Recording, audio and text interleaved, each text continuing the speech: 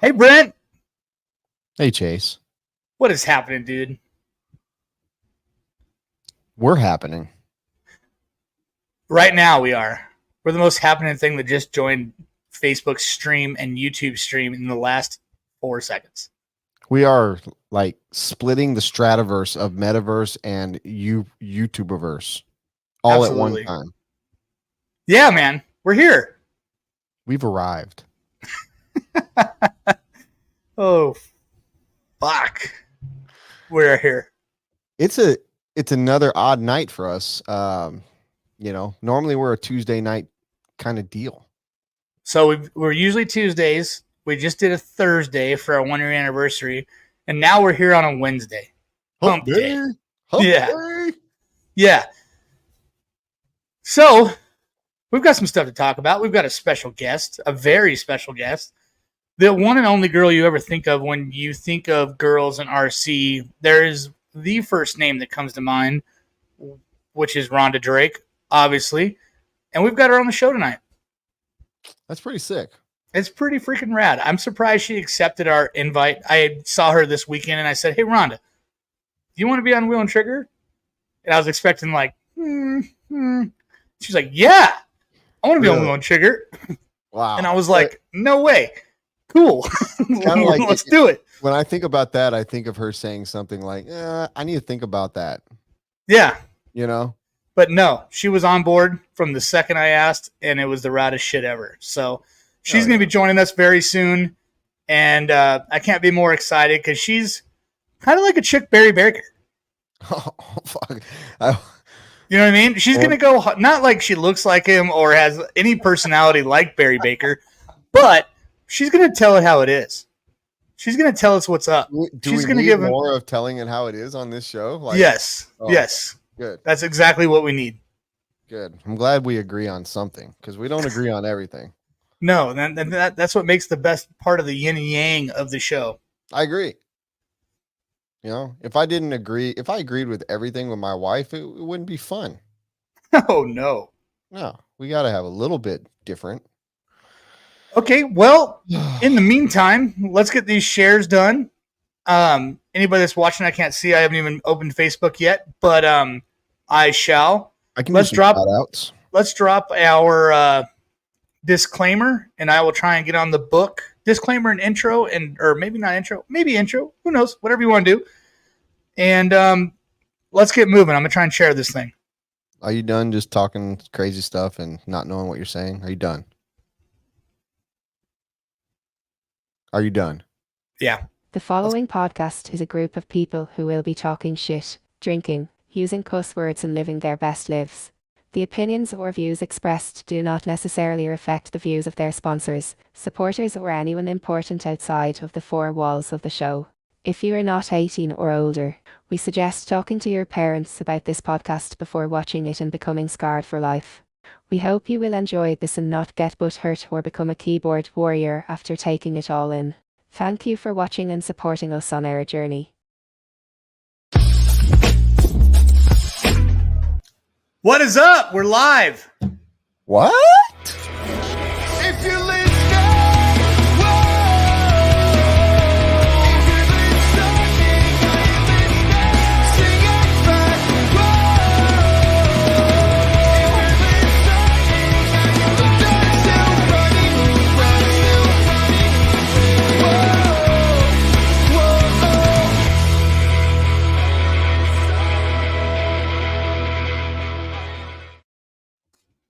Yes, dude.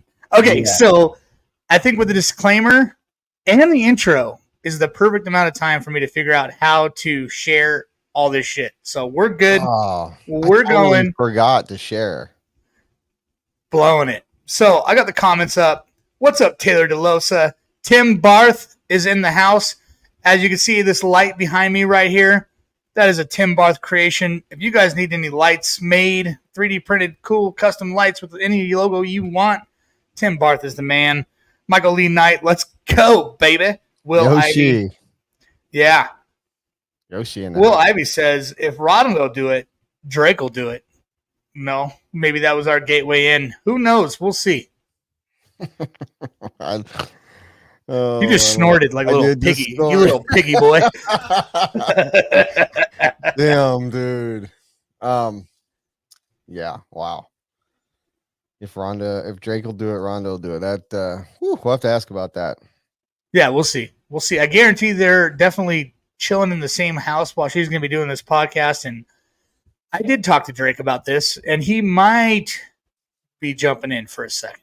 Will this be the first time that Sir Drake is watching the live show that we know of? Maybe. Or I is don't he know. watching like Shark Week or something like that? Because we've seen Rhonda in the comments a little bit. And yeah, I mean, I know Sir Drake will be watching, and he said he might pop in. Who knows? Maybe during live calls or something, we'll get him in here, or whenever he wants to pop in. Drake, Mr. Drake, Sir King Drake, if you want to pop in, feel free at any moment. But it's going to happen. All right. Man, there is all kind of did you already do the shout outs? A couple. I see that Mr. Wolf is in the house. Kyle Neary would like to formally announce and really just be super stoked and grateful that the Wolf Den is officially a sponsor of the Wheel and Trigger Live. So how about a big round of applause for the Wolf Den? All right, and as we get that applause, everybody say good evening to Mixmaster Robert, a.k.a. DJ Bronze League. That's right. That's right. Say what's up to everybody, DJ Bronze League. Hey, what's good, everybody? It's like you said, it's kind of weird. I was behind church traffic tonight because it's Wednesday, and I was like, what is going on? What a weird night. Yeah. What a weird night. The shop right across the street has got a race going on that sometimes I'm at and sometimes I'm not. Was supposed to be there tonight. It was the weekend or the Wednesday that I said I would go racing. And everyone's like, well, where the fuck's Brent? So right on. So probably gonna be watching. I had most relevant selected on the comments, so I missed a couple dudes. I want to scroll back and find these guys. Ooh, Kyle Neary, we already said you're on the first official sponsor of the Wheel and Trigger podcast, so that is very special. Joey Avellino, what is up, Dabolino? Clay Colts killing it with the RC edits. This dude's been making RC edits, and they are looking pretty good. Pretty darn good. Eric Lundvall, hi, is a Mugen division. That's probably the Hawaii division of Mugen or somewhere else. I don't know. I know high is Hawaii. Will Ivy says, yo, Scott Smith. Hey, fellas. Look at that. I seen some in Canada. Dalton Oliver, I'm sorry. I missed your comment. It says, hey, from Canada. So what's up, hey? Hey. What is up, dude? Hello, you maple motherfucker. Oh shit. Barry Baker's in the house. Barry Baker is in the house. Joe Jenkins in the house. Nice. Joe Hammer in the house. All right, so we got the dogs, they're in the house. We're up to 85. We haven't even got started yet. Haven't even said anything fun. All we've done is talk shit and read names off of a screen. Absolutely. Justin Mike says that's what's most important. Without you watchers, maple motherfucker, we wouldn't have anybody watching us. That's some funny shit right there. All right. So I would like to start off this show, Chase. I have something to say. Is that okay with you? Spit it. I should have started the whole show off with it and like just been me on the screen, start this monologue, because almost like if Robert was prepared, we have like some subtle music behind as I like get into like something real serious, because I'm so serious. But I'm just gonna go ahead and read this here monologue that I prepared. All right, why don't we go to single cam on Brent and DJ Bronze League? Could you please play some background music if possible? And let's get okay. Now it's too serious, and I'm fucking dying over here. Good evening, and welcome to Wheel and Trigger Live. I'd like to start off this episode Whoa, fuck. That came in loud. All right, anyway. I just want to start off this episode with a sincere, heartfelt yeet of gratitude. Over the past 12 days since our last episode, I learned that Beach Nation is alive and well. Not only is Beach Nation alive and well in the great US of A, but around the globe, and I couldn't be more amazed with the love and passion that my friends, racing buddies, and customers had for me while defending me against misinformation spewing from the mouth of a listener who clearly got it wrong and must have missed the first minute of the show. I said what I said, and I live life with zero regrets.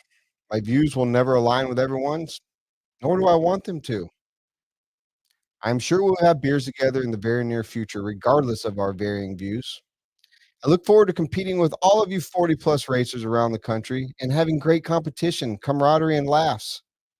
We need to keep RC fun and keep Wheel and Trigger raw as it was meant to be. That's it. You can cut it now. That's it. Stop it. Thank you. You know, those were very heartfelt words. Thank you. I especially like the last part where we need to keep Wheel and Trigger raw, keep them as our opinions, and keep it how it should be. Fucking right. I totally agree with that.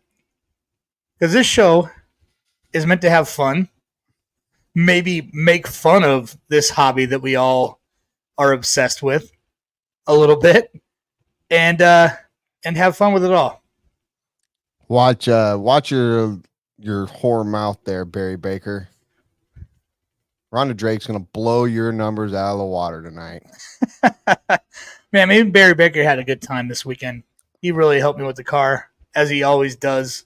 You know, he always makes me. I think I know what I'm doing, and somehow he always makes me feel lost. Like I don't know what I'm doing whenever he's messing with my car or talking to me or giving me tips or something. I'm just like, shit, man. This guy has so much knowledge. It's ridiculous. Well, speaking of someone who's lost, check out this comment. Oh, Rhonda Drake says hello. Hey, Rhonda.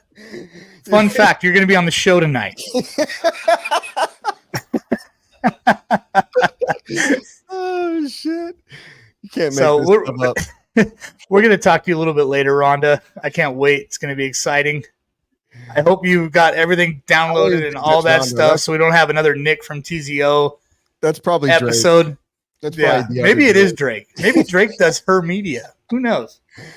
Wouldn't that be awesome if he does her media and she does his? Yeah, that would be funny. That would be good. So before we do bring in this special guest and somebody that we would love to that I know is going to be amazing, you got any news? You got any products? What do you got? I know you're prepared. You've been working on this for the last 12 days. We talked about it when we left the show last Yes. week. Like, I'm going to fucking kill it next show. I got so much fucking content. And here we are, dude. So what do you got? Well, I haven't had much time to prepare. Talk about 12 days. But we did have like a little emergency today. Our air conditioner exploded. Ooh. And upstairs we had, once we noticed water coming from upstairs to the downstairs, we thought we might call somebody. So kind of been dealing with that this afternoon. Had to call a dude out and see what the problem was. Obviously, I went up and checked it out first, threw up my hands and said, this is a little bit out of my spectrum, a little bit out of my my skills. We might need to call a skilled AC professional. And yeah. Tim Lime. So I've been dealing with that for about 4 hours now, and he recommended getting a new AC. I recommended saying just throw a Band-Aid on it and we'll see what happens after that. So we went with the Band-Aid. We'll see how long that lasts. That's kind of where my preparing for the show went today. But yes, it's not hot there. No, it was only, like a cool 91 degrees here today. Dry heat. Yeah, dry heat. But anywho, yes, we do definitely have some new products. Not necessarily from anybody else, but we got some exciting racecraft stuff coming down the pipe. If you guys haven't noticed yet, there's been an Easter egg that Brent's been pulling up to his face. We have a new Racecraft koozie coming out. Oh, yep. And it should be on the website tomorrow. If you guys want that thing, hopefully it will be on the website tomorrow. And should be your top raffle prize for any races we sponsor. You will see a lot of Racecraft koozies in those raffle prizes. So that's pretty exciting. We've been waiting for a koozie. We haven't put one out in about a year. So we have one for the fat normal cans, and then we have one for the Mickey Slim size. Ooh, and that'll be sweet. Gonna make some. Another one is I sent a video to Robert, and Robert, why don't you play that thing?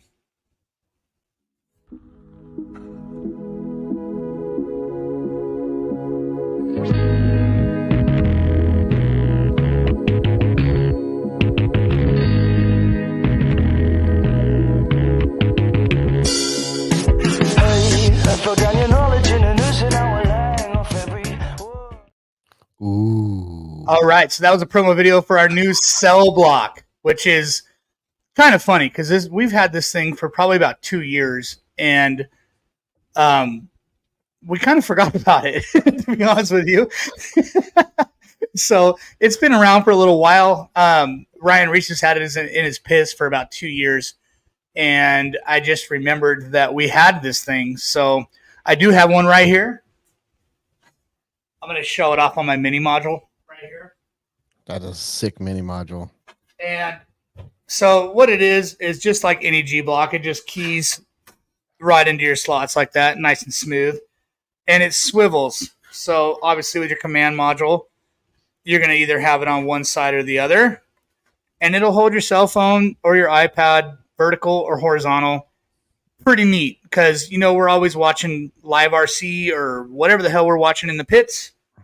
And Supercross, Formula it's 1. pretty convenient. So the cell block, it's dropping tomorrow. You'll be able to buy it tomorrow. And that's it. That's what I got. That is sick. I am stoked about that release, and that's a good one. Very good one. You got anything, Brent? What's new? Products on your end. My gosh. Well, it's not new. I've been using it for a while, and I wanted to. I wish I had a picture.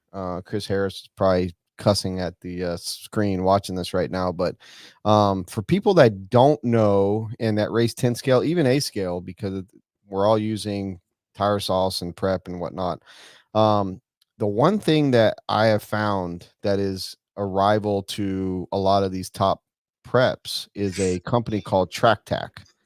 And I've been using their aggressive here at Beach RC on the 10 scale stuff. I've used it a little bit on the A scale stuff. Looking forward to running it some more. But I've had really great success with it. So if you guys are 10 scale racers or you are, playing with prep with your A scale stuff, I definitely recommend checking out the Track Tack tire sauce line. They have 3 different sauces right now and a tire wash that does not pull out the chemicals, that allows it to the chemicals to still act but clean the tires. That's one thing that I did find, that when you use Simple Green, it just basically kills all the active ingredients. And the thing about this tire prep that I've learned is it doesn't soften your tires, but it adds bite. And there's a misconception a lot of times of tire sauce. So for those guys that are using it, definitely check it out. Track Tack tire preps. It's at some shops, definitely on beachrc.com. You can find them also at tracktack.com, I think is what it is. I have to check. Shame on me for not knowing. Will Ivy's asking what conditions. It's for many conditions. Definitely anytime you need more traction, Will. Yeah. I mean, the aggressive is going to be great when you're like breaking in tires. They have a light and a medium, and that's just when you need to just condition them or add a little less traction. But Chris Harris, he's the man with tires. He's really starting to figure things out here on the East Coast, and that prep is coming to life. So if you haven't tried it and you do run it at places, I definitely recommend trying it for sure. For sure. And we have Wheel and Trigger shirts now. I got one. I don't know if they're for. We don't. I don't know if they're for sale, but didn't they go out? No, dude. We don't. Not for sale. That was exclusive only with the RC Box Club. It went out to all the members of RC Box Club. Okay, so there if you're not a is- member of RC Box Club, you don't have one of these. No, you don't. And there is a shirt in the works for Wheel and Trigger. So we can't wait. We can't wait to release a shirt for all of you guys to buy one, because I know every one of you 105 people are going to buy one because you want to support us. But that'll be in the next couple of weeks. Now, we were talking about dropping this. I've seen the designs for this Wheel and Trigger shirt, and it is probably the raddest shirt that's ever been made. And we are trying to drop it by the Pro-Am, right? Which is about a month away, I think. Yeah. So hopefully we have that shirt dropped by then. But it is literally the coolest fucking shirt you'll ever wear. It's going to be one hands down. Everyone's going to want. And if you don't, then I just don't even know why you watch us, because it's one of those shirts that you just gonna have to have. Yes. Joe Jenkins asked, Beach RC Summer 24 shirt drop? Yes. The answer is yes. No date, but yes, there is one coming. For sure. And I saw that the ProStar dude was on here, and it seems like after eternity of research and development, this thing seems like it's close to being dropping. Yeah. Yeah, So- Ryan messaged both of us after last week and said that we're supposed to be getting some to try. So I'm expecting to try that mag break out, because those look pretty trick. Can't say I like it or hate it yet, because I haven't tried it. But I am definitely looking forward to getting one to test. I'm definitely neutral on the product as well, but I will definitely test one. Like we said in the last show, you guys make anything, you want to send us free shit, we will gladly accept it. Yeah, for sure. So I don't know if Rhonda's having problems because she's in the chat, but she's not in the green room. So we're just waiting for her. But in the meantime, boom, there she is. All right. So we're going to bring her in. We're going to do a quick commercial break. And right when we're done, we're bringing in Rhonda. Sounds good, man. Rhonda Drake, coming right up.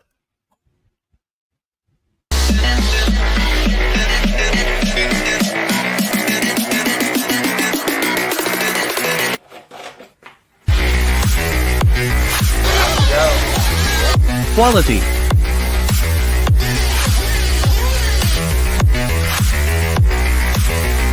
Precision.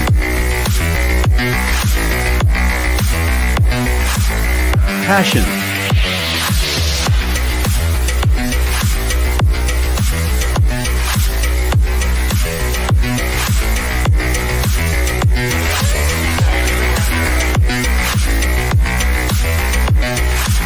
For servos, batteries, and fuel, go to nitroproracing.com.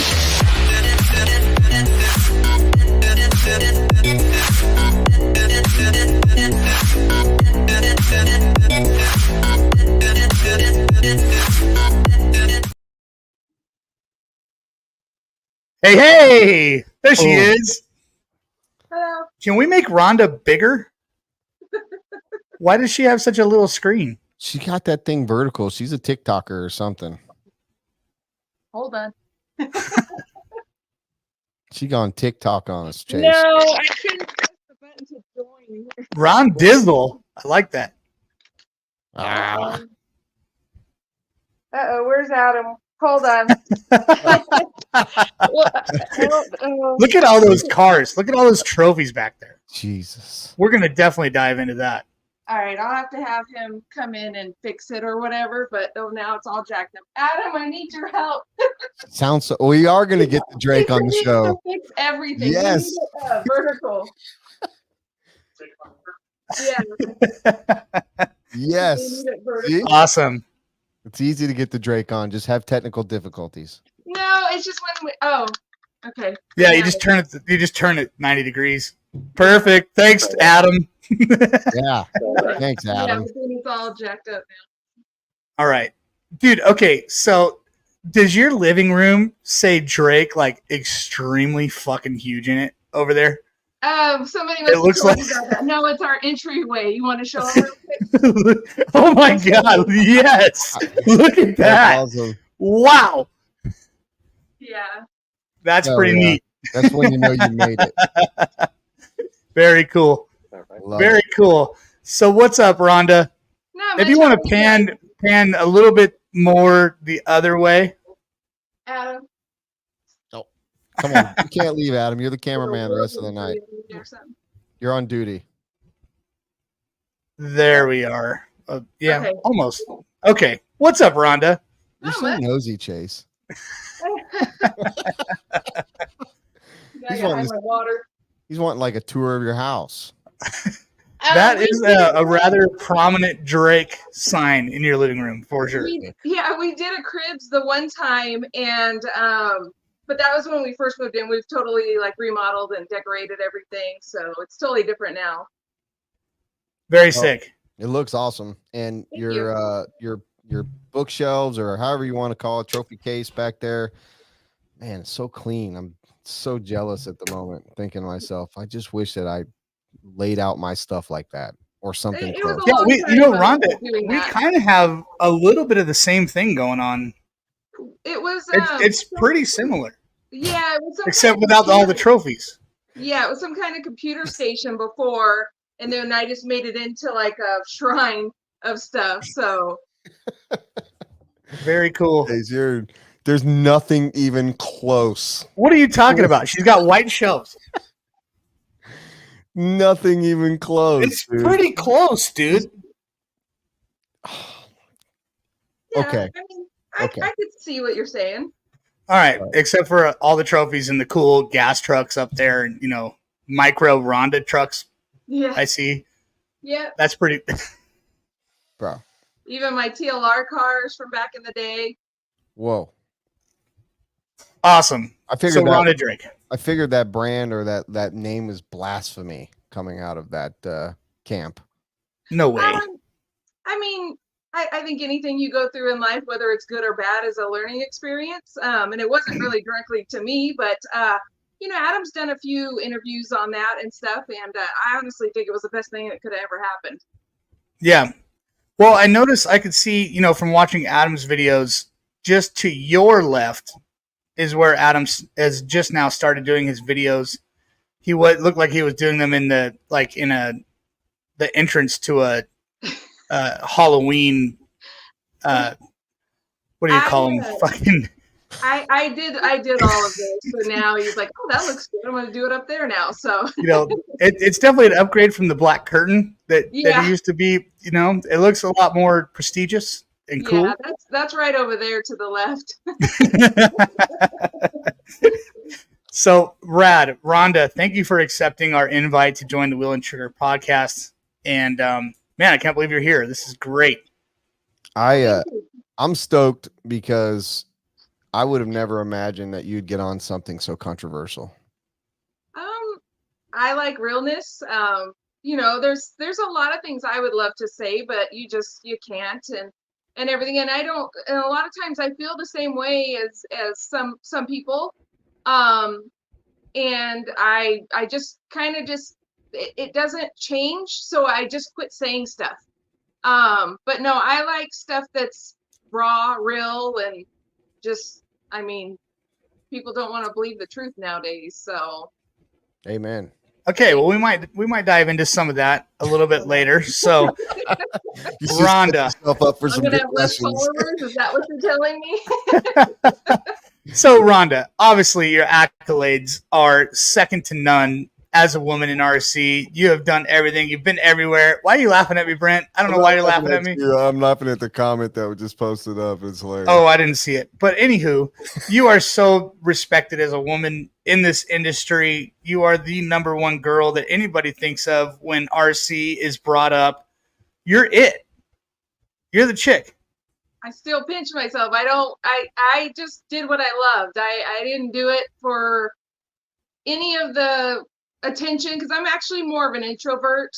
I truly just love racing, but I appreciate everything that has come my way.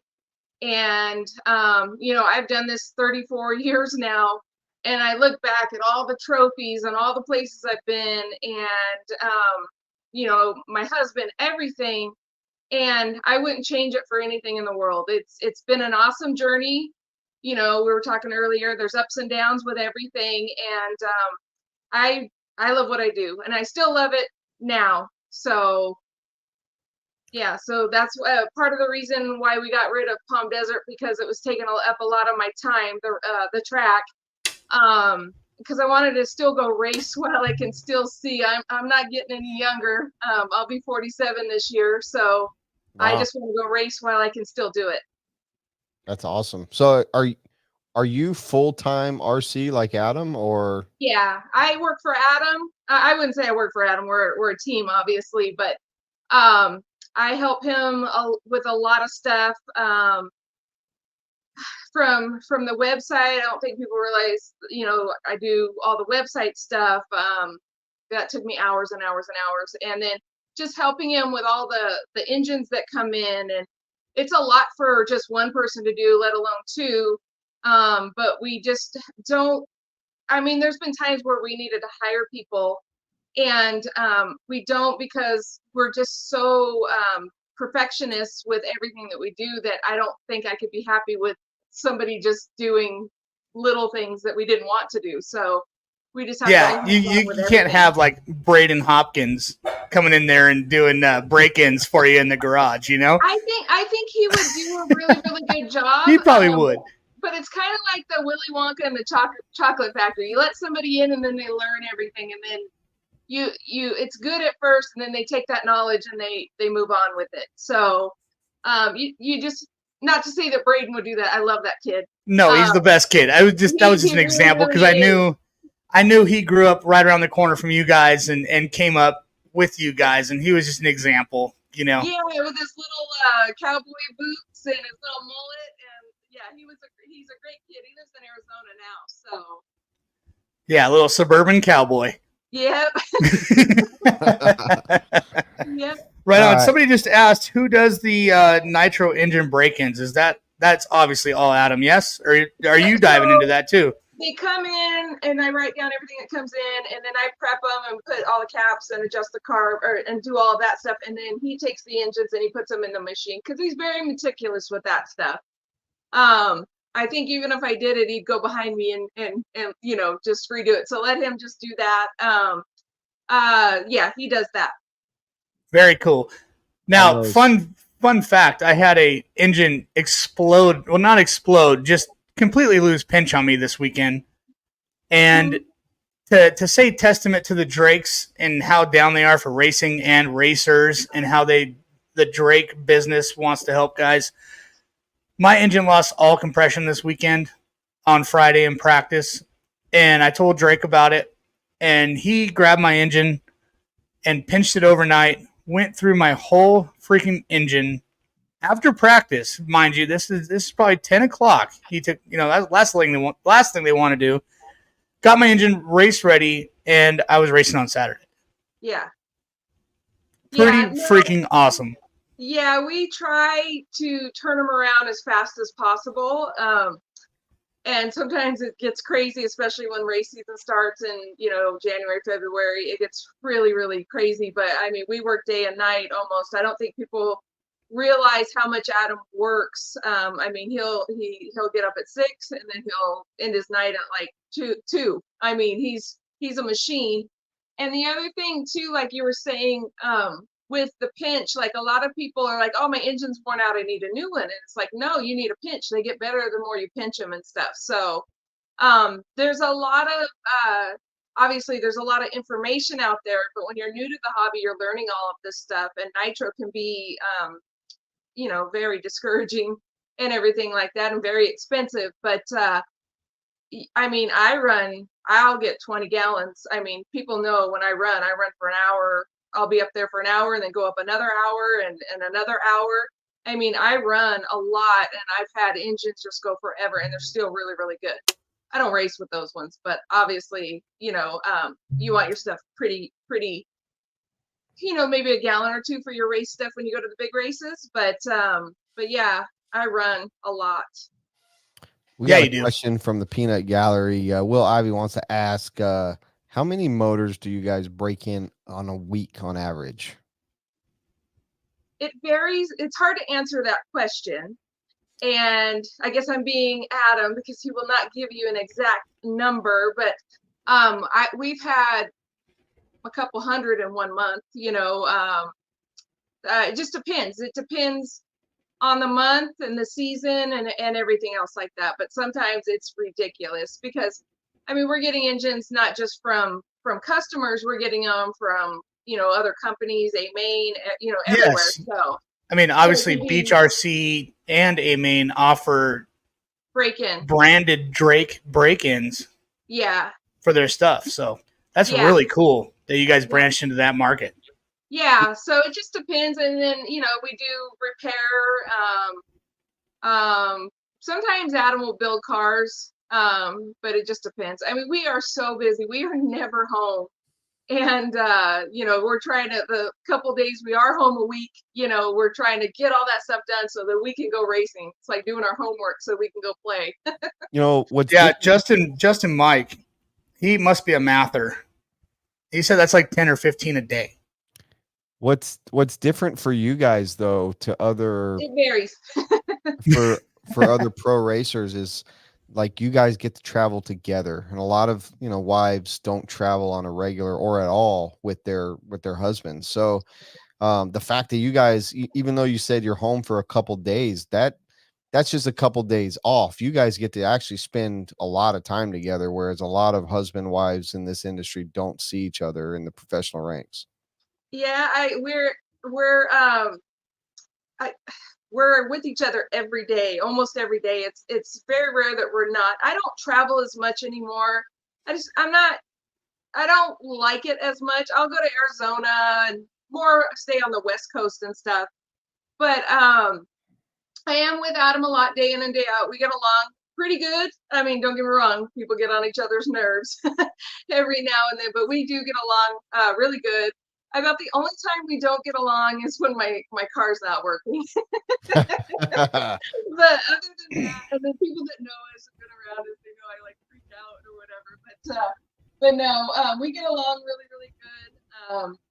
I thought when I quit my job and worked for Adam, I go to the track more. But I mean, there's sometimes it's a combination of just being at the track a lot and being at home a lot, and then his garage is his workshop, and yeah, it's a life. I wouldn't trade it though.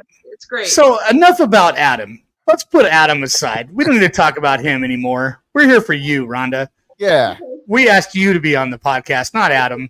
I got some Rhonda actual questions. So let's hear, if for those that may be new to RC or that just don't know, how in the world, when you were getting into RC, there was absolutely zero chicks probably in RC. Correct. How did you get into it? Well, it was about 1989, and my brother-in-law had one in the closet, like a Kyosho Raider. Some people know the story, some people don't. And I was like, what's that? And I was like, I don't know, 9, 10, I don't remember. But he's like, well, it's kind of broken right now, but I'll fix it and we'll take it out. And I was like, oh man, all right, let's do that. So he took it, he fixed it, took it out. But then I didn't realize that he gave it to me for Christmas. So it was a used car, it didn't matter, I loved it. And I did the total basher thing. I took an off-road car and put a Ferrari body on it, but I didn't care. I just wanted to go fast and all that. What color was it? Red. I did the traditional. Nice little Magnum PI rally car. That's the exact body that it was. Yeah, that era. And it was red. And then he's all, hey, there's a local track. And I'm like, okay, it's only like 10 minutes away. And they had dirt oval in the middle and off-road, or I'm sorry, dirt oval on the outside and then off-road in the middle. And fun fact about this track, it was a hobby shop and track, and now I go get my hair done there. We're talking 34 years later. But yeah, so anyways, that was when the JRX Pro had just come out. And so I bought it and he built it for me. And he couldn't race anymore because my sister was like, it's costing too much money and this and that. Well, I still wanted to like go and race. Well, I hadn't started racing at that point, but he signed me up to race one of these like races. And I was like, I don't want to race. But once I raced and got, that over that hump, and then I was like, oh, I'm hooked. But then I didn't want to just be this girl out there. I wasn't competitive in sports. I really didn't care. I just wanted to be really good at it. And I think out of the gate, I was really good at it. And I just had to learn to mechanic because he couldn't go to the track with me anymore. So I learned how to work on my stuff, but I'd have to have my mom drop me off. And I was just very determined to do this. And like I said, I just didn't want to be, oh, look at girls racing, and all that. I really have that killer instinct. And Hey, Rhonda, I hate to cut you off, but is there any way you can get closer to your microphone? Not really, because of Yeah, the like that, a little bit. She Because said, you're cutting in and out as you're talking, yeah, like that. You know? She basically said, "Fuck you, Chase." Can What? you hear it? Can you hear me Yeah, now? you sound good. You sound good. Okay. Okay, continue the story. JRX Pro. You're So I got wrenching. the Mom's Ehrlich dropping you Pro, off. Yeah, started racing, and like I said, I just didn't want to be some girl that's cute, it's a girl racing and this and that. But anyways, I just was really competitive, so I had my mom take me to M&M Hobbies and driving me all around trying to race, and that was when club racing was really, really big, and we had decent quality. Well, we only had 4 or 5 minute qualifiers because the batteries we had back then didn't last very long. And but yeah, no, I just started racing from there, and then like the early 2000s, I was working at Hobby People, going to school, and I had another full-time 40-hour-a-week job. And I started racing gas trucks and got into the nitro that way. The manager at the hobby shops, you got to come out here and race nitro. And I'm like, okay, I will. So I did 10 years of like electric 10 scale stadium truck and 2-wheel and 4-wheel buggy. And then just got into the gas part, and I loved it because I like being outdoors. How did you get your first nitro truck? What was that experience like? Well, actually, it wasn't just gas. Let me go back. Let's see, I'm getting old. I don't remember stuff. But I got a Mugen kit that was, somebody had bought it, but they didn't want it, and built that. And then, well, the gas truck too. No, I take it back. It was the gas truck first, and then I dabbled into the 8 scale the other way. But the Mugen truck, I think it was when Adam came out with like his first truck, and I got that, and I had just gotten sponsored by Team Losi back when Pops had it, and Adam gave me a kit, and I'm like, wow, I got a free kit, so. Okay, so wait a minute. When was this Adam seed planted? What year was that? Yeah, no doubt. Like, sounds like that kit was a gateway. Yeah, that might have been a gift of early love. Yeah. That's a way into a woman's heart right there. A gas truck. He's like, I get free kits. I'm going to give this chick a free kit, and she's going to like me. Hey, Gil Sr., can I please get a free kit? There's this chick I really, hey, Gil, like. Hook me up, She's dude. pretty good at RC. Hell yeah. We were just friends then, but people have told me that they were like, oh, Adam's on the show. Adam is commenting. There he is. He knew what he was doing. He knew it was the only way an RC nerd can help out another RC babe nerd. Yeah, dude. We're gonna get her a kit. I got a kit. My name's on it. That was back when I had my He-Man haircut. All right, go ahead. Adam gave you your first kit. Yeah, okay. And then, but yeah, and then he said that he was in love with me before that, but I didn't know that or whatever. But obviously, you got the kit. I mean. Yeah, I mean, I used to do it as a skateboarder. Like, I think a chick was cute, and I'd give her some shoes or something. It kind of, it's a fast track. But anyways, go ahead. But anyways, so we had known each other for a long, long time. But see, now I forgot what I was saying. But anyways, I started racing like the Saturday series, and it was when Joey was first like putting on races. And it was, I remember at Proline, and I started the series late because my manager at Hobby People talked me into it, Mike Kendall. And so I ended up like doing very well in this series, like I was killing it. And there was one guy named Charles Sharon, even though he won the series overall, and I think I got second in that series. Nobody cared that he even won it. It was funny, but yeah. So I started racing gas truck everywhere, and then gas truck obviously exploded then, and then it was 8-scale buggies and truggies, and then all that started to explode, and then I got a Mugen kit, put that together, started racing, and then I wasn't sponsored at the time or anything, and the jamming car had come out, and then I got that car, but I really didn't. It didn't suit me. So I just waited for the contract to end, and then went back to the Mugen stuff, and yeah, and then I had a 2-year thing with the TLR car, and it didn't suit me either. I've always liked my Mugen stuff. I should have never. Yeah, I guess you got to try stuff, but yeah, I ended up just running Mugen stuff. So. Right, you got to go where your heart's at. You got to follow your Yeah. heart, like Joe Dirt said. Yeah. Life's Yeah. garden. Dig it. Dig it. Cheers, bro. Cheers, dude. Good one. Yummy. How nerdy is that we just freaking said the exact same thing at the exact same time? Yeah. Yeah. What a Well, race, right on, bro. Rhonda. So you've had great success, be a lady or not, the whole time. You've been such a limelight for the industry as well. With your own signature motor, one of the most recognizable paint schemes there is, and you're married to the king of RC. Yeah, it's like a. I mean, living holy legend. moly! And look Yeah. at you. You look like you live in a beautiful house. It's got a 4 by 12-foot Drake sign in the living room, and you guys are killing it. I see you guys all the time. We're at the dirt. I see you guys around. You're SoCal guys, and you guys are always helping people. You're always being cool. You're always running. You're there every day, on top of running a business. You guys are shredding. So I don't So get to hard. see you all the time, Rhonda. Yeah.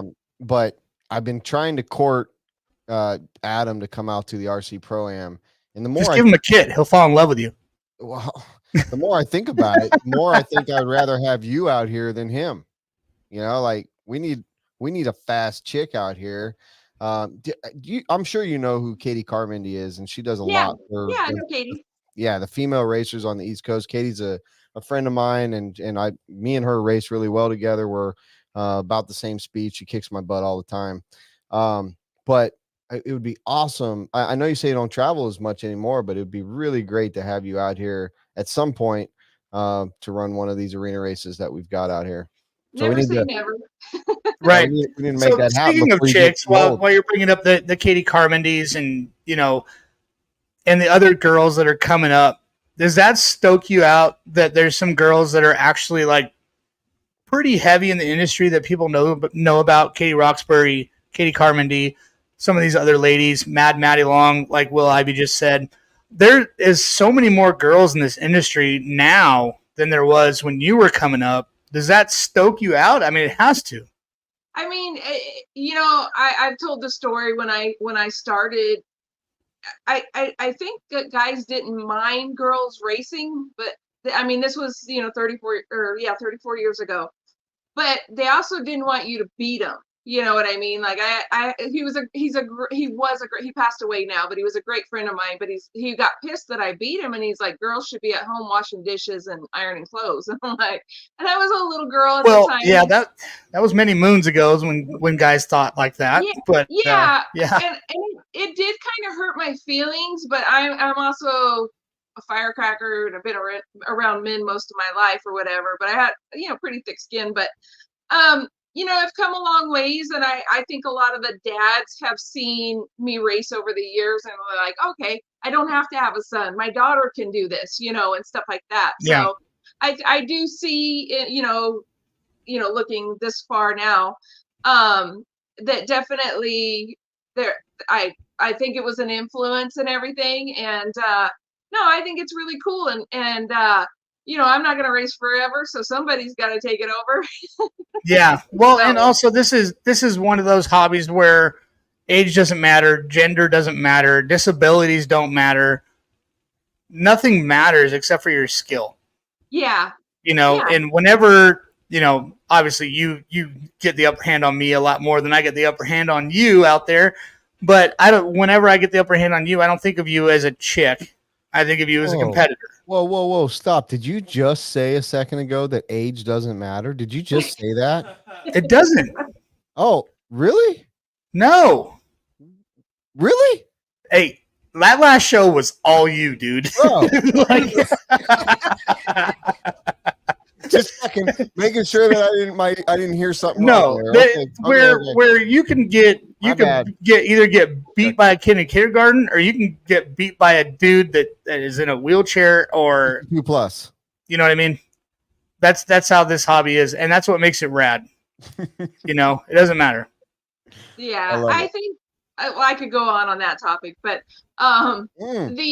I think though too. I know. No, don't. No, go back. Where could you go with that topic?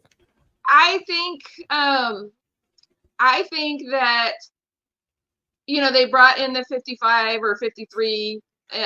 Let's get rid of actually 52. 52, whatever it is. I mean 60, whatever it is. Why don't I know why race promoters do that? Because it's another class that somebody can run, so they make more money. I get it. We owned a track. But the other thing that I get rid of the 40 plus then. If the 50 guys don't want to race with us 40, then just make it 52 then. But do you realize if you do that, then everybody that finally turned 40 now has to wait fucking 10 more years to get to That's me right there, dude. No, but 40's the new 30. No, bullshit. No, yes, in feeling. But do you really believe that? When I turned 40, I couldn't have been happier. It reignited a spark. Me too. Yeah, but okay, so I've raced a very long time. When you were 40, 34 years ago, you were old. Okay. I think that now people are living longer and are a lot healthier. Well, some of us are. And I don't think, if you do the 52 plus, I'm only 5 years away from it. But that's you, not the other people waiting to get to 40-year-old. 40 plus. Okay, I'm going to give my opinion on this. I really don't. Wait. So then, do we have a 40 rough class? No, we just have one old person class. That's the whole point of this. Is when you get to that age, you get to race. My opinion is I don't give a shit how many classes there are. Keep adding them. I really don't care. Oh, you're missing the point though. If you add a class of age, then you get to the point where people that get to that age don't ever get to race the people of that age. Pull up Adam Drake's comment right here. He's got something to say. I'm 45, not allowed to race a lot of events. What age will be allowed to race? Robert, pull it up, please. Thank you. Asking for a friend. Golly. I'm 45, not allowed to race. You're different, Adam, and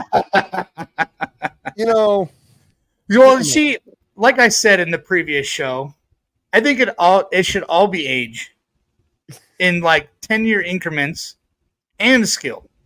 Oh fuck! I raced when everybody was in the same class. We didn't have sportsmen and intermediate and all that. And you just stacked up the way you stacked up. It was eliminate the trophies. Who gives a shit about the trophies? Right. But I think the age and class is very relevant. It's not. Why do we have to have two old person classes? Why can't we just have one? Okay, I agree with that. We'll do 48 plus. No, make it an even number, like 45. Okay, 45 then. And I say even because it's an increment of 5. That's why I say even. How did we get to this, Rhonda? I truly only race it because for extra practice. It's not because I want to race 40 plus. Anyways, the fact of the matter is, if you keep raising that age, then you only race the same people for the rest of your life. But I think that's what they want. But that's bullshit. I think I think how the 40 plus class started was that all you fuckers that have been racing for 35 years could race your old mains again. It would be fun. It just turned into some other whole monster. It's like, Yeah. oh, we're gonna see a Chad Bradley, Saxton, Drake, freaking Truey, all these dudes battle again like it's 94. You know, like I think that's really what that class was created for. Adam, And now, they at the like a Legends or like a Vet Pro, you know, Well, a Vet Adam Pro got class or TNR something race. like that. Adam at the TNR race when I won the invite and won the money. He's like, you're gonna fuck around and find out. You're gonna get yourself kicked out of there. Mhm. Well, Damn right. didn't you know Drake's like that I heard a story about a gymnast, right?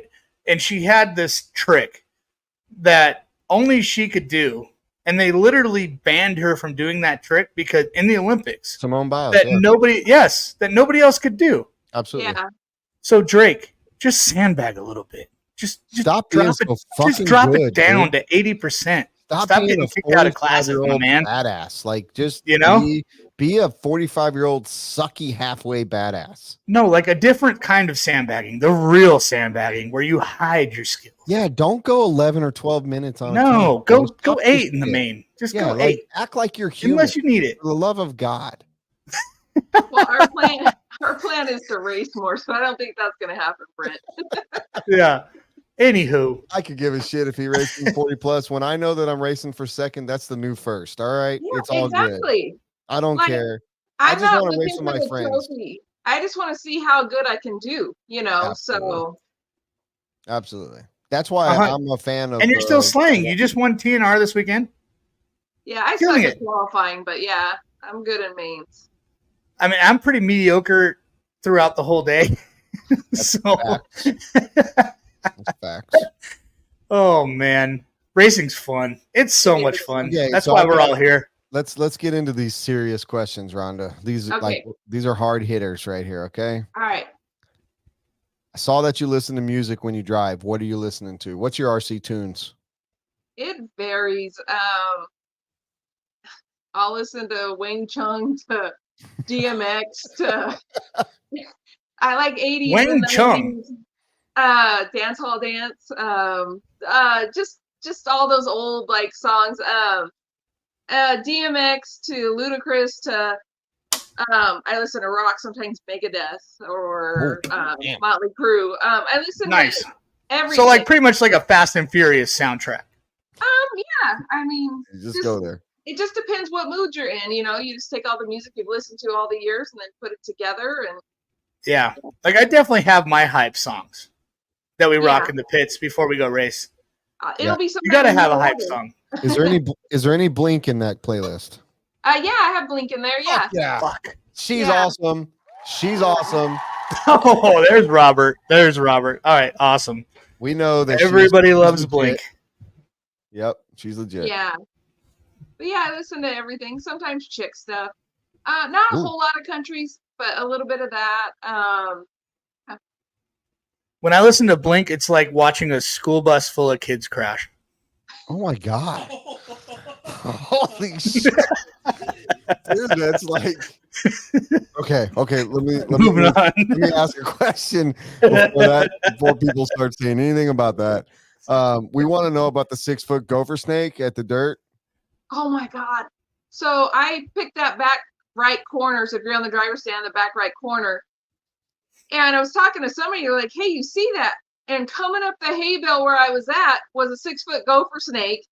And I was like, oh shit, I was about to abandon my marshal duties because I'm like, Whoa, well, hell whoa, no. whoa. And I'm That- not, like, I mean, I shouldn't say we live on a golf course, so we have a shit ton of snakes, but then these little kids come over and they're like, hey, there's another one. And I'm like, and then the kid just grabs it, wraps it around his neck, walks off with it. And I'm like, sweet. Yeah. Well, I seen those kids running around with that snake, and it was a pretty sizable gopher No. snake. Is this a 6-foot snake? Because my wife told me when there was like a 6-foot salamander in our bathroom under towels, that's how big a 6-foot salamander was. So how big was that? No, it was legit. It was probably 3.5 feet long.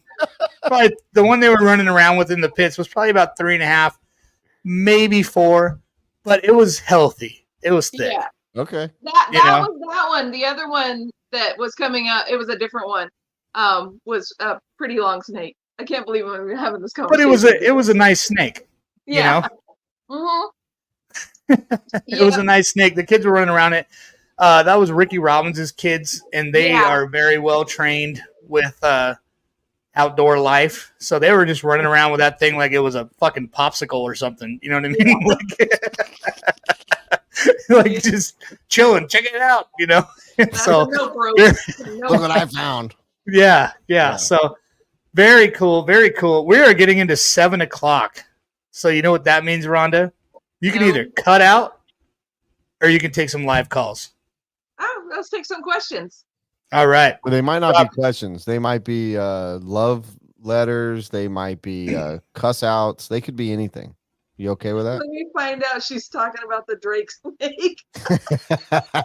See, that's what you might just get. Yeah, I Well- mean, I kind of hope you do. I mean, to be honest. Okay. Lady in the pits and the gangster in the trash. That's James Johnson. Okay. Well, we have to. Casey Wilson is watching. What is up? I'm sorry, I missed so many of you guys that were watching. The lines are flooded. The comments won't stop. You are definitely a popular lady, Mrs. Drake. How about we drop a little racecraft commercial real quick, do a little tinkle, come back. Phones will be live. We'll go Okay. hot. We'll take Sounds good. Thanks, Rhonda. I appreciate it. Maybe All right. Adam will come and talk. Ooh, that would be great. Why don't we? This is your show, Rhonda. Why don't we save Adam for another show? Okay. All right. That's fine. He's just boring old Adam Drake. Like we don't need that right now. We got it. We got Rhonda. All right. Here we go.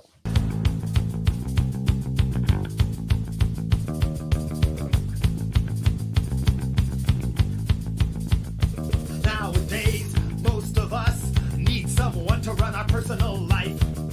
Someone to see that the plants are watered. Someone to make sure the place is clean. Someone to make sure dinner is waiting. Someone to call for theater tickets. Someone to make up those cheap excuses.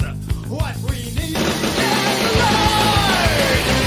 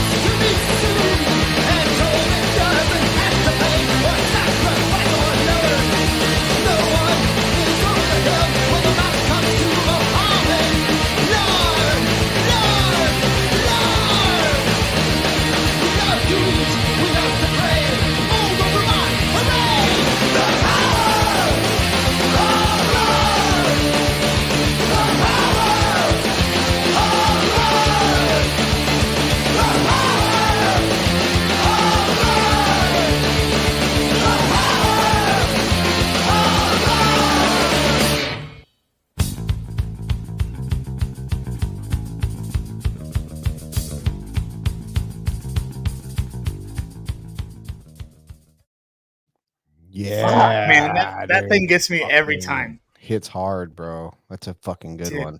I must say, Right, we yeah, have baby. the raddest team that's ever been created.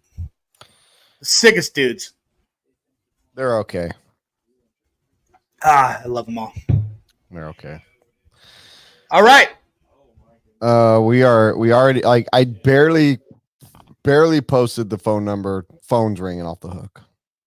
This is gonna be live and hot. So And maybe heavy. I hope so. Because nothing is better than a raw, heavy wheel and trigger. Ever. Yes, sir. Well, I've got good news because we've got our first caller, and Is he heavy? it's a doozy. Oh boy. It's gotta be. All right. Here we go, Rhonda. Hope you're ready. Oh, Barry the shit, RC yeah. guy. Man, Yes. where have you been the last couple episodes? What's Who? up, guys? How y'all doing? Are darn good. What up, Barry? Man, I'll just apologize for not being on the show the last couple of weeks, man. I've been having to take care of my sister Gertrude. We went down to the Little Debbie Festival, man, and man, this poor kid thought Gertrude was one of the rides, and poor bastard jumped on her and threw her back out. Now I've been taking care of her hand and foot, man. Oh man, sorry to hear that. Have you ever heard of Rhonda Drake before? Do you know who she is? Man, you talking about the queen of RC, Mr. Drake herself? Absolutely, man. You got to be living up under a rock, and I know who Rhonda Drake is. Hell yeah. 100%, 100%. You got something to say to her? Well, man, I didn't know she was going to be on the show. It just turned over there, man, and I had a second. I gave Gertrude her fifth meal of the day, and she took a nap, so I figured I'd call in. I just want to tell Gertrude congratulations. We were actually at that Little Debbie Festival, man, Little Debbie Cake Festival. We were down there because, man, she won customer and employee of the year, man, all in 1 year. We're so proud of her. Yeah, that's pretty incredible. So what is the at the Little Debbie? Really incredible, man. How about Brent over here pissing off all the geriatrics, man? He got all these old and got them all madder than the rest of them ran out of pudding cups, man. Like, what's up with that? Yeah, man, he really struck a nerve over there on the. Yeah. Well, that's what happens, man. He was out there. He was so drunk, man. Brent last show, he said more fucks than a damn New York Jets fan, man. I mean, just letting them fly. He made Samuel L. Jackson blush, man. All right, that was good. That was pretty good, Barry. Great. Fuck you, Barry. So, well, listen, man, Brent, I heard that podcast with you and old McDonald, and I was wanting to know, are we really gonna have to do tire changes in the A main, man, down there at the Pro-Am? Fucking right, dude. We're gonna do some shit. Well, listen, I just want any of the pro guys out there, if you're listening to this, I am a certified bona fide tire changer, man. I got one of them tire swapper 1000s, man, and I have them suckers in and out of pit lane faster than a fat kid on the Snickers, man. All right, Barry. Little Debbie Festival. If you had one time to ever ask Rhonda Drake a question, you got anything? Come on, Barry. Oh man, Rhonda, what's your favorite class to run? She said 52 out plus. Of all the classes that there are, is it the old gas truck? Is it 10th scale? Is it 8th scale? Out of all the classes of all the years you've been racing, what's been your favorite class? Probably just 1/8 scale nitro buggy. Heard that. I don't race any of that nitro buggy. I got a lot of things going on. It's hard for me to tune the engine and keep everything straight. But man, I might have to do that with one of them Drake tuned engines. I've been hearing a lot of good things about it, and this man, I might just have to do that. Yeah, man, he just posted a video that was pretty good. I'll be unstoppable. Dang right. Where are you from, Barry? I'm from down yonder in the sticks. Well, I'm from Texas. I was born in Texas, but which sticks? What sticks? Just down yonder. I'm just from the south. What you do is you just come into a town with a one stoplight town. You take a left and you keep going all the way down till you hear banjo music, and I'm there on the right. Oh my goodness. Okay. Hell yeah, Barry. Listen, guys. I think I hear Gertrude waking up. She's probably ready for her 6 meal a day. So I'm gonna let y'all go. Rhonda, madam, it was nice to meet you, and we'll see you guys again real soon. We'll see you down there at the Pro-Am. All right. I hope so. We need to get Rhonda to the Pro-Am. Wait, hold on. You just said something. Am I gonna meet you at the Pro-Am? Barry hung up. Oh, you hung up. Man, I guess we're going to Pro-Am. You're coming to the Pro-Am. I am confirmed at the Pro-Am. I'm so pumped. I cannot wait to get out there. Now it means we got to get Rhonda and the Drake out. Maybe I'll come down for the Little Debbie Festival at the same time. But I love Little Debbie's, and I never heard of that. So I I wish. So what Robert is would've Little done- Debbie? That's like an oatmeal cookie with some cream in the middle, right? Oh, dude, Swiss cake rolls are Yeah, like they're- What is that? they're good stuff. unreal. Zebra cakes. I know Gertrude loves them. The little Oh. rainbow brownies. Oh my god, dude! I cannot eat any more Little Debbie because I'm trying to be healthy. But fuck, they're so good, so good. I mean, what did that dude just say? I couldn't understand half the shit that come out his mouth. Dude, he's so good. He's so fast. He's so swift. He's like a fucking redneck James Bond Yeah, with his and- words. I mean, it took him 3 weeks to 3 episodes to figure out what he was going to say. I mean, been waiting for him to call. You know, that dude that used to call in about aliens. He ain't got. I don't know if he's got. He's got anything nothing on Barry the RC guy. No, No. that's He's not even close. shit. Casey, Not even close. Casey says, Casey Wilson, phone died. What did he miss? You didn't miss anything, bud. Nothing. Just The Barry the little RC guy. Debbie. Just Barry the RC guy. You're good. Well, we do have another caller lined up if y'all are ready. All right, we are ready. All right, caller, you're on the air. Hello, What? Justin Hartman, aka Justin Mike. What is up, Justin Hartman, aka Justin Mike with 2 first names? Sitting in, I'm actually no, I just put my middle name in for business purpose, but Okay. in the middle of a tornado. Whoa, bro. Are you? Dude, you should probably take some cover. Like the last Great. thing you should do is call on the You show. got great service right now. You should probably, run and hide. You're in the eye. Yeah, with 2 tears in a bucket. All right. Well, see what they're doing for you, Rhonda. They are literally battling tornadoes to talk to you. Yes, this is impressive. This is impressive. Do you got a question for our guest? Or Yeah, anything? I met her down at LCRC with her and Adam, and they were just awesome. My biggest question is, do you think being on Team Mugen and Adam has like tremendously helped you, or you think you would have got there by yourself? Oh my God, that's a really good question. I think it was equal both ways. Adam's knowledge and everything, but Mugen, when Adam went to Mugen, they hadn't really paid anybody as far as like they had big name drivers, but they weren't really like paying salaries. And then when Adam came on, he came on as an employee, and I think most people don't realize he's an employee there and stuff. But no, I think Adam helps the Mugen brand, and obviously the Mugen brand is the quality of the stuff. You can't match it. So yeah, it's a hard question to answer, but that's all I got. But yes, they definitely needed. Yeah, They definitely needed cars to be as successful as they have been, Justin. Say that again. They definitely needed cars. They definitely couldn't have made it without some cars. Yeah, and I think when Adam came on to they changed the diffs and just a lot of things in the car. Obviously, the guys in Japan design it, and they take some input, not all, but no, it. I don't know how to answer that without sounding cocky. I don't know, so Be cocky. no, Okay. Yeah, now's your time.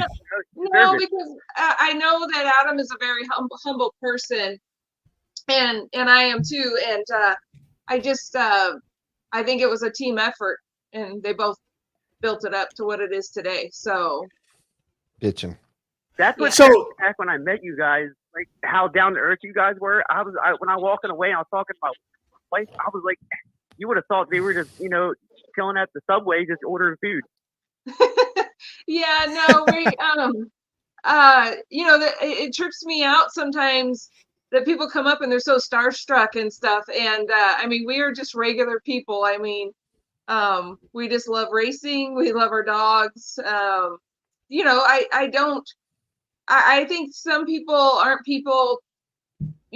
really people persons at the track that race. And we're just regular people that, like you said, we're nerds racing cars.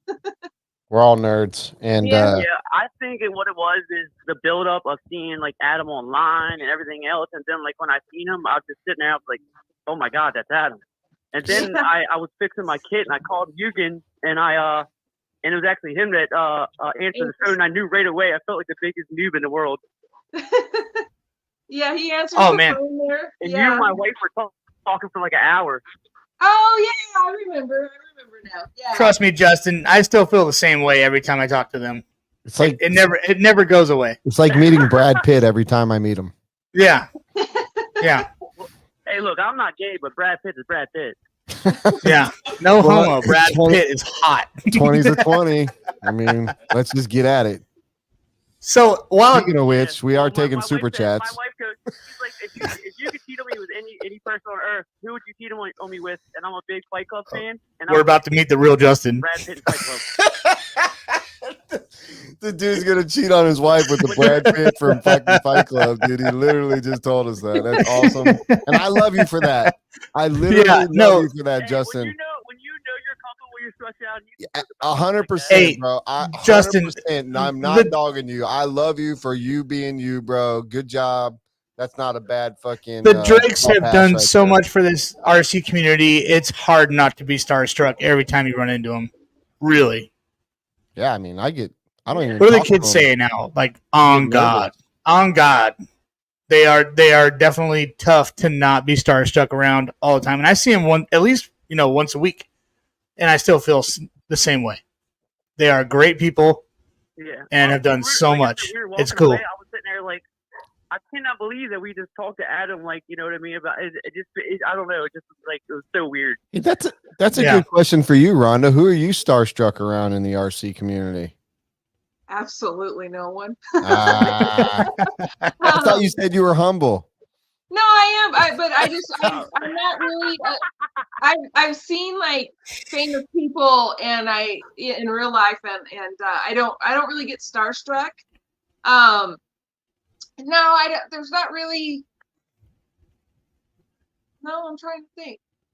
All right. Well, the first time I met Adam, me and my son were at Thunder Alley, and we were just getting started, and we pulled tires out of the trash and heard they were Adam's, and then had Adam go sign my son's the wheel that we pulled out of the trash, and my son still has it in his closet, like crazy, prominently placed in his closet. So yeah, just a oh man, there we go. That right there is Adam Drake Fall Brawl Oh, nice. 2013. One last thing I gotta go. I bought a brand new pit mat at LCRC, and then, they're $40, $50. I didn't have nothing else for Rhonda and then the sign, and I still have my $50 brand new pit mat I never touched hanging on the wall with Rhonda, Ty Testament, and Adam. I remember very that. Yeah, cool. I remember that. Hey, Did I you- want to know: is it Brad Pitt today or Brad Pitt in his prime? Fight Club. He said Fight Club. Oh, Fight Club. Okay. Fight Club, Brad. Let's not get it twisted. That wasn't him. He had Norton's brain. You know when Brad Pitt beat Edward Norton up? Yeah, You remember Brad Pitt beat Edward Norton up and he lifted himself off the ground? that's right. That Brad I might Pitt. have got a slight tubby. Yeah. Okay. Yeah. Brad Pitt, Fight Club. That's his hall pass. All right, we got it. All right. Well, Justin, Mike, Charles, David, Carl, thank you for calling in, man. We're gonna drop you off. Thanks for the call. You're the And man, we're gonna take some more. 40 or $50 for a pit map. Hey, did you hear that, Chase? Like, yo, we're in. Somebody just put, I always watch Rhonda's posts on MySpace. True fan. That's awesome. All right, man. I wish we had a commercial for Wolfton, our first sponsor, because I could really use. We're getting late in the show, and this is when my bladder starts to telling me. Late in the show. There's still 40 minutes left, dude. What planet you living on tonight? Planet gotta pee. Then go pee. I got Rhonda. All right. We're good. Dude. All right. I'm gonna take care of her. I'll see you guys in a minute. Hopefully there'll be a caller here soon. But I do have some other questions for you, Rhonda. Okay. What kind of dogs are those that you love so much? So they're Malamutes, and they're not Huskies. And most people think that my dogs are overweight. They're actually, they're both about 150 pounds, and they aren't huskies. The huskies like pull the guys in Alaska. The huskies or the Malamutes actually pull like the heavy lumber and freight. They're like torquier dogs, but they're massive. And everybody's like, "Oh my God, they're fat." And I'm like, "No, they're not fat. They're just big dogs like that." So yeah, So, Malamutes. but they look like a husky. They look like a husky on steroids. Like if you see them in person, they're like bears. They're not like huskies are super skinny. Malamutes are huge. Like Harry, I mean, he's a huge dog. Yeah. And even my female is a pretty big dog. Teeny, we call her Teeny. So. Well, 150 Like pound Mar, dog. teeny? 150 pound dog is a big dog. So. Yeah, if you see him in person, it's a whole nother ball game. Like I know you see him in the pictures, and I mean, but they make Adam look small. Whoa. Yeah, He's like, a big dude. He's a pretty thundering man. yeah. Well, like he spoons the dog sometimes. They're the same size. Wow. Hell That's yeah. That's Well, a big dog. I spoon my Frenchie and we're about the same size. So if that tells you anything. All right, we got one question. Have you ever had the urge from David Sandade? Have you ever had the urge to throw your radio in anger? I have before, but nobody saw it. The urge, or you threw the radio? I threw the radio. Yeah, I was pissed. Hell yeah. Yeah, Carl Versenich has the most. Nobody else saw it, and yeah, I threw my radio. And this was years ago. That doesn't sound like a Malamute right there. No, that's definitely not a Malamute. That's like Malamute like lunch. That's one of Gertrude's 14 meals. Little Debbie's. It's like 14 little Debbie's in one. Carl Versenich has the most random insider questions that he must just know. He asks, do you suggest people carry spare shorts in a pontoon expedition?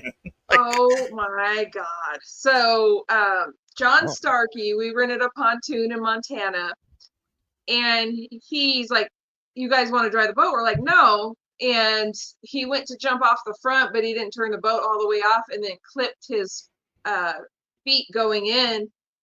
And we thought he was messing around, and all of a sudden you heard the thump. And you're like, "Oh my God," like he's under the boat. And then I thought, maybe he's knocked out. And then we go to the back of the boat, and he's like caught in the boat and the propeller and everything. And luckily it stalled the boat. But my heart dropped. It wasn't a fun time. This was last year. And then they had to cut his shorts off just because he was almost drowning. But they had to like cut his shorts off to be able to for him to get out of the water. And then, oh my God, just the bruising, and his leg swelled up huge from the propeller hitting his leg. That's not a good story. No, it wasn't. It was one of those where everything goes silent because you're in shock. And I thought it was going to be a fun trip turned bad, but he was okay. But luckily Brad Nibblink had a pair of shorts he could wear. But it was actually pretty traumatic, because when you heard that thump under the boat, and then not knowing where he was at, and he was underwater for a while, and then somebody comes up, and then the boat shuts off. Yeah, boating gets sketching really fast. It really did. And we went on a boat a couple months after that, and I just had fear from that. It makes you really respect boats. And boat safety and everything else like that. I'm a pontoon guy myself. It's one of my worst fears. He wasn't even really messing around, and he's very experienced with that stuff. And it can go bad real quick. Yeah, for sure. Absolutely. My dad almost died driving a boat. Yeah. We don't need to go into that story. I think we got a caller. Uh-oh. What a segue, dude. Get to that caller, I did get a call right before that from one Ehrlich wanting to tell Rhonda hello. So Ehrlich, thank you for calling in. And so he literally bailed and didn't want to tell her himself. He got scared. Can you say hello to Rhonda for me? I said sure. Okay, so Ehrlich, hello to Rhonda. Shout outs to Ehrlich. Shout out. Right on, Ehrlich. I'll call her in now. All right, caller, you're on the air. Oh fuck. What's up, Mr. B and Mr. C? And and Mrs. Drake. How are y'all? Oh, she gets the whole name. Yeah. That's fucking sexist. Well, yeah. Yes, God she almighty. does get the whole name. Daniel R., you didn't even give us your full name. You're just Daniel R. I know the R. He just didn't give us the Brent? whole name. Daniel R., Or matey. did you ask? R. So what's up, Daniel? You got something for Rhonda? Yeah, I just wanted to call and say hi. I've never got to meet her. Hi. I've met Mr. Oh, hi. I've met Mr. Adam a few times at a couple races, but I've talked to Rhonda a few times online. And the last guy that called in, he was talking about, or no, Chase was talking about having a wheel sign. And I had ordered an OS clutch. And I was talking to Rhonda, and I was like, "Hey, I need a wheel sign from you and Adam." So she sent me a Pink Panther wheel. Oh, And yeah. I still have it sitting on my shelf, like a little kid. So, Yep. I remember. I do Dude, too. the Dracofacts are Yep, real. yep. I mean, people got them everywhere. I mean, literally 2013, Oh, yeah. right there. Yeah. Dracofacts. But I don't have a Rhonda body, a Rhonda wheel, a Rhonda nothing. So we got to change that. Rhonda, this Okay. studio is a little naked without some pink in here. All right. I'll find some stuff. All right. You know, and we don't have a Rhonda body in the racecraft room either. Whoa. So Rankin, you got a question for Miss Rhonda? Later, Rhonda. I guess she was done. Oh, she's back. Ooh, whoa. No, that I It's haven't. fine. It's got even dust on it. That is legit old. Wow, school that's an Mugen. oldie. What's that? MBX 6? 5? 5. Whoa. We'll take it. Nice. Sold. Well, you can't have this one, but yeah, I'll Oh. find some for you. You just got Yeah. me all excited for. I mean, I'll Okay. take one of your just all white practice bodies in the racecraft room. That's fine. See, that's a man that settles, Rhonda. I am not anything close to that. I want the deal. Oh, yes, that. Send that. I want that right there. The whole car. The whole car. Send me a gas truck. All right, you got any questions for Daniel? No, I just wanted to call and say hi. I figured, Is there? why not? The last time I called y'all's show, I was Where? building race cars, and tonight I'm still building race cars. So It's like the What are you quick building thing. right now? You're building a late model, or what are you building? no, it's right. a That's truck. The NASCAR truck. Nice. Last time you called, or I called, I was wrapping them. Now I'm doing a little fabricating. So just thought I'd call in while I was sitting here watching the show. Bitching. Well, thank you for watching. Thank you for calling. Man. Hey, Thank you, Rhonda, Daniel R. this Thanks is for a the call. Mugen Maybe supporter next time I'll too. be more excited. This guy is he's a little monotone right now. Sounds tired, like he had to actually work today or something. But yeah, he's I a work all day. he's a Mugen guy. I bleed Mugen. Nice. I like it. bleed Mugen. I don't know what that Yeah. color is when you I'm ex- bleed Mugen, but is it like gunmetal blue? Does Mugen have a color? It is Yeah, blue. it's like gunmetal blue. Yeah. It's like the blue and the grays and the. Yeah. Let's call it gunmetal blue. I just made a color for Mugen. They've been waiting their whole life to know what their color was. I just told the world. Yeah, it is. It's Yeah, it is. gunmetal blue. Okay. You're welcome, Mugen. Royalties Mugen not Mafia. necessary. So what was going on? Did you All just right, pull y'all. that car? Sorry, Daniel. Did you just pull that truck No, you're off good, the you're shelf good. and the wheel Yeah. fell off? No, that's quick quick release. change. Those are Okay. quick change wheels. Is that a Kyosho? Nice. No, it's a Losi gas truck. It was They copy Kyosho? no, it was way before. I don't remember. I think they got the idea from the on-road cars back in the day, but that was like early 2000s. I don't know exactly, but it was before anybody had quick change, but it didn't really stick around much for off-road stuff. Gotcha. So Yeah, I know. So the when that was Kyosho going got on, were wheels falling off and shit? no, Or they did did it that work? no, it was so when gas truck was like really big, they did that so that if your tires wore out, because we used to race 45-minute mains to an hour, and so you could change your tires within that 45 minutes because the tires would wear out then. So that's why they did that. So not only did you come in for pit, you came in for a tire change. and it was only the rear tires, obviously, because the fronts were the like ribbed fronts or whatever. So Yeah. you just changed the rear ones because they would wear out, and that's when we're running like step pin stuff. Speaking of tire changes, we are, as heard in my podcast with Lance McDonald, for Pro-Am this year, we are going to make some mandatory pit stops in some of the classes. So that should be interesting and fun. Yeah. Something a little different. We need more different, less same. So what are you going to change in those pit stops other than Tires. fuel? Tires. Yeah, that's it. Tires.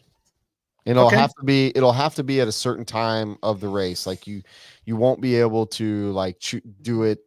You know, we're still working on the details, but it's going to be great. No matter what, it's going to be great. All right. Neat. Yeah. All right. Still got time for callers. And Chase, you got any questions? I got some questions wrote down that actually I can't take all the credit for or any, to be honest with you, because my man DJ Bronsley prepared these questions because he knows my schedule is nuts. I do have a question that's been brewing just a little bit throughout the show. Have you seen any fall or rise in Mugen since Mayfield has come and gone? That's a good question. No, actually, we've had more people come to the team. And I don't understand why, but yeah, more people have come. I don't think I got to be politically correct, but Please don't. Please don't. I don't. It didn't hurt when he came, and it didn't really change anything. But I don't know if it's maybe because Hot Bodies has gone away. We've gotten a lot more people, but it was even before the whole Hot Bodies thing was happening, and we got more people. So let's talk about Hot Bodies. I'm glad you brought that up. No, don't change the subject. Yeah, no. This is on subject. She brought it up, and I want to know. This is all about Mayfield and Mugen right now. Okay. I don't think. Okay, we'll get to that, but let me just say this. I don't think. I'm going to piss some people off, but I don't think drivers have as big of an effect on selling cars as you think. Can you say that a little bit louder? Yeah, I don't think drivers have as big of an effect on selling kits and product for you as much as the support is. I think the support goes way more than having a top driver, because Mayfield won a lot of stuff, but it's not like the kit sold out that next Monday. We're doing it all wrong. We're doing it all wrong. Yeah, I think it's like a support and presence at the track is way more important. How you reach the normal racer. I think that's what actually sells stuff. Absolutely. I agree 100% with that. All right, so let's talk about Hot Bodies. Okay, let's talk about Hot Bodies. I want to know what your I want to know, Chase, why you look like that? What are you doing right now? I'm just smiling contently. Are you really? I want to know your feeling, like, because this is kind of a phenomenon, in my opinion. Hot Bodies 2 years ago, hottest brand in RC, A-scale, nitro, and e-buggy. Like, you couldn't go to a track without there being a majority of Hot Bodies almost everywhere. I mean, it was a heat wave, quote unquote. What happened? I mean, the reason why I'm asking you this, because you've been in the industry long enough. Like, what happened that this company that had so much market share in the biggest market of all of RC has literally, I don't want to say gone bust, because I don't know the actual facts of where they're at, but like, it's just gone to shit. What happened, in your opinion or your knowledge? In my 100%. No. Sit down and shut up and listen to the first lady of RC. Oh, I thought you were talking to me. I'm sorry. No. Go ahead, Rhonda. I'm sorry. I thought you were talking to me. I mean, what was the question? No, I'm just kidding. I've heard a couple things, but I think I'll just put my 2 cents the way I saw it. I think when you are giving out that much stuff, I don't know. I don't see how that could be sustainable long term. I don't know the details for sure, but just, I don't know, I guess from what I thought I saw. And then I also heard that the company, or the the guy Nyhard had a heart attack and stuff like that. But I just always think if things sound too good to be true, they usually are. And they helped a lot of people. I thought the car was okay. I drove a couple people's cars. I obviously like my Mugen better and stuff. But I mean, that's just what suits me. But I really don't know all the details, so it's hard to speak. And so somebody listening from Hot Bodies be like, well, this bitch doesn't know what she's talking about, or this or that. I'm just telling you from what I see from an outsider looking in. It just seemed too good of a deal. And usually I've been around this industry a long time, and when you see something that's too good to be true, it doesn't last very long. Chase, you can now add your opinion or thoughts to this. I thought the HP cars were always a great product. I thought the cars were good. Everything was good. Very hard to be a team driver at a local level for HB. Because there's too many people? No, not that. It's just it was hard to get parts always. You always had to pay a premium to get the shipping on the parts. Oh. Yeah, I think that was just, it was always a little bit difficult to get parts for those cars, which is understandable. They are overseas and everything like that. And man, I switched straight for convenience. There is a hobby shop right down the street from me that sells techno parts, that where the discount doesn't matter to me. What matters to me is being able to go and just get parts easily at 100%. I'm going to pay 100% for those parts. And yes, I will order from Techno, but I want to be able to, I'm retarded. And I will work on my car the night before a race and realize I have something broken or something wrong. And I don't order enough parts to have a huge stock. And if I'm missing a part, I want to be able to just get it. Okay. And I don't want to have to go through a middleman or borrow it from a friend. Good PC or do anything like that. Case. Good job. Rhonda, you said something that really makes... What the fuck? You just cut me off? I'm telling you the story. I'm just fucking with you, man. Calm All down. right. Well, anyways, that's fine. I went for convenience. You know, that was pretty much it. Eat shit, Brent. I do every day. Rhonda, you said it though. The one thing that sticks out to me is if it's too good to be true, it is. Everyone went for that deal. And when I say everyone, a majority. There was everyone that I ever had deal with on my end was like, well, Hot Bodies is X amount. You know, I'm not going to say the number because the number was so low. You're like, I can't even compete with that. You know? Can't. Yeah. And a lot of people will, here's another thing with that. You can't compete with it.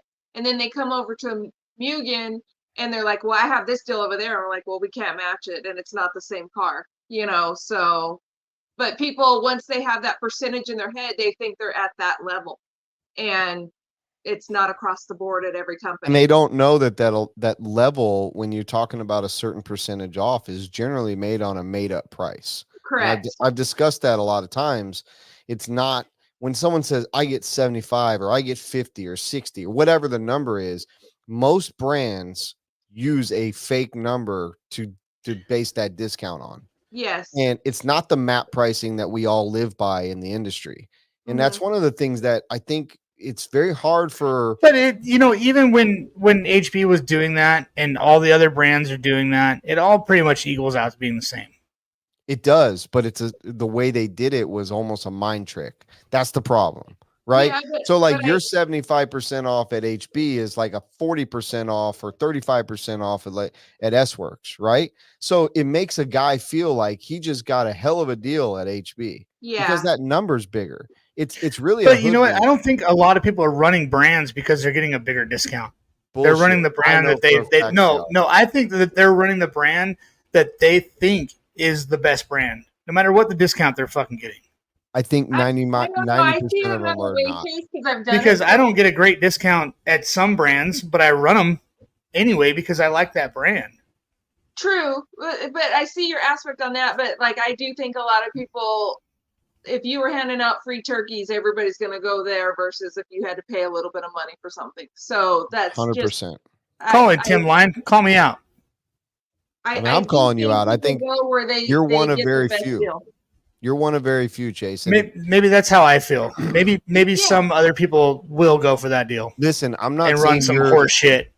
Maybe I'll run for Lowe's because I get a bigger discount one day. Lowe's and Blink 182 is your theme music. Listen, I'm not saying you're wrong because I think the way you're doing it and why you do it is right. You do it for a reason that is very proper for being in a hobby. The difference is, and I know this because this isn't a status or a level thing. I deal with it every day. You hear someone say, well, I get this much from this brand. They don't even know what it cost. They don't know before you even, if you tell somebody they're going to get 40% with one brand, but they're getting 75% with another, and they're actually going to equal out to almost the exact same cost, they're only going to say, well, I get this much from this other brand. I hear it on a daily basis, and it's very discouraging because they don't know the difference of a fake number and a real number. I see people get discouraged with even running for teams, and they're like, I'm just going to buy my stuff. And a lot of times it's our stuff, the Mugen stuff, and it just, I know everybody's not a Mugen fan. I know, everybody has their thing and this and that, but like people 100% are going to go for the best deal. They really are. Yeah. And it's probably 10% or less of people that screw it. I'm just going to pay for what I want to run, I mean, I run for brands that I know necessarily aren't even the best product. I run them because I love the people that run the product or run the brand. But you're doing it for the right reason. It's a hobby to you, and you're never going to be the next big thing. You do it, you love it. And that's the problem. Some people have this false hope that they're the next big thing. Now, I'm not saying that they're not by any means, and I don't want that to take out of context. The fact of the matter is 75% sounds a whole lot better than a 35% deal.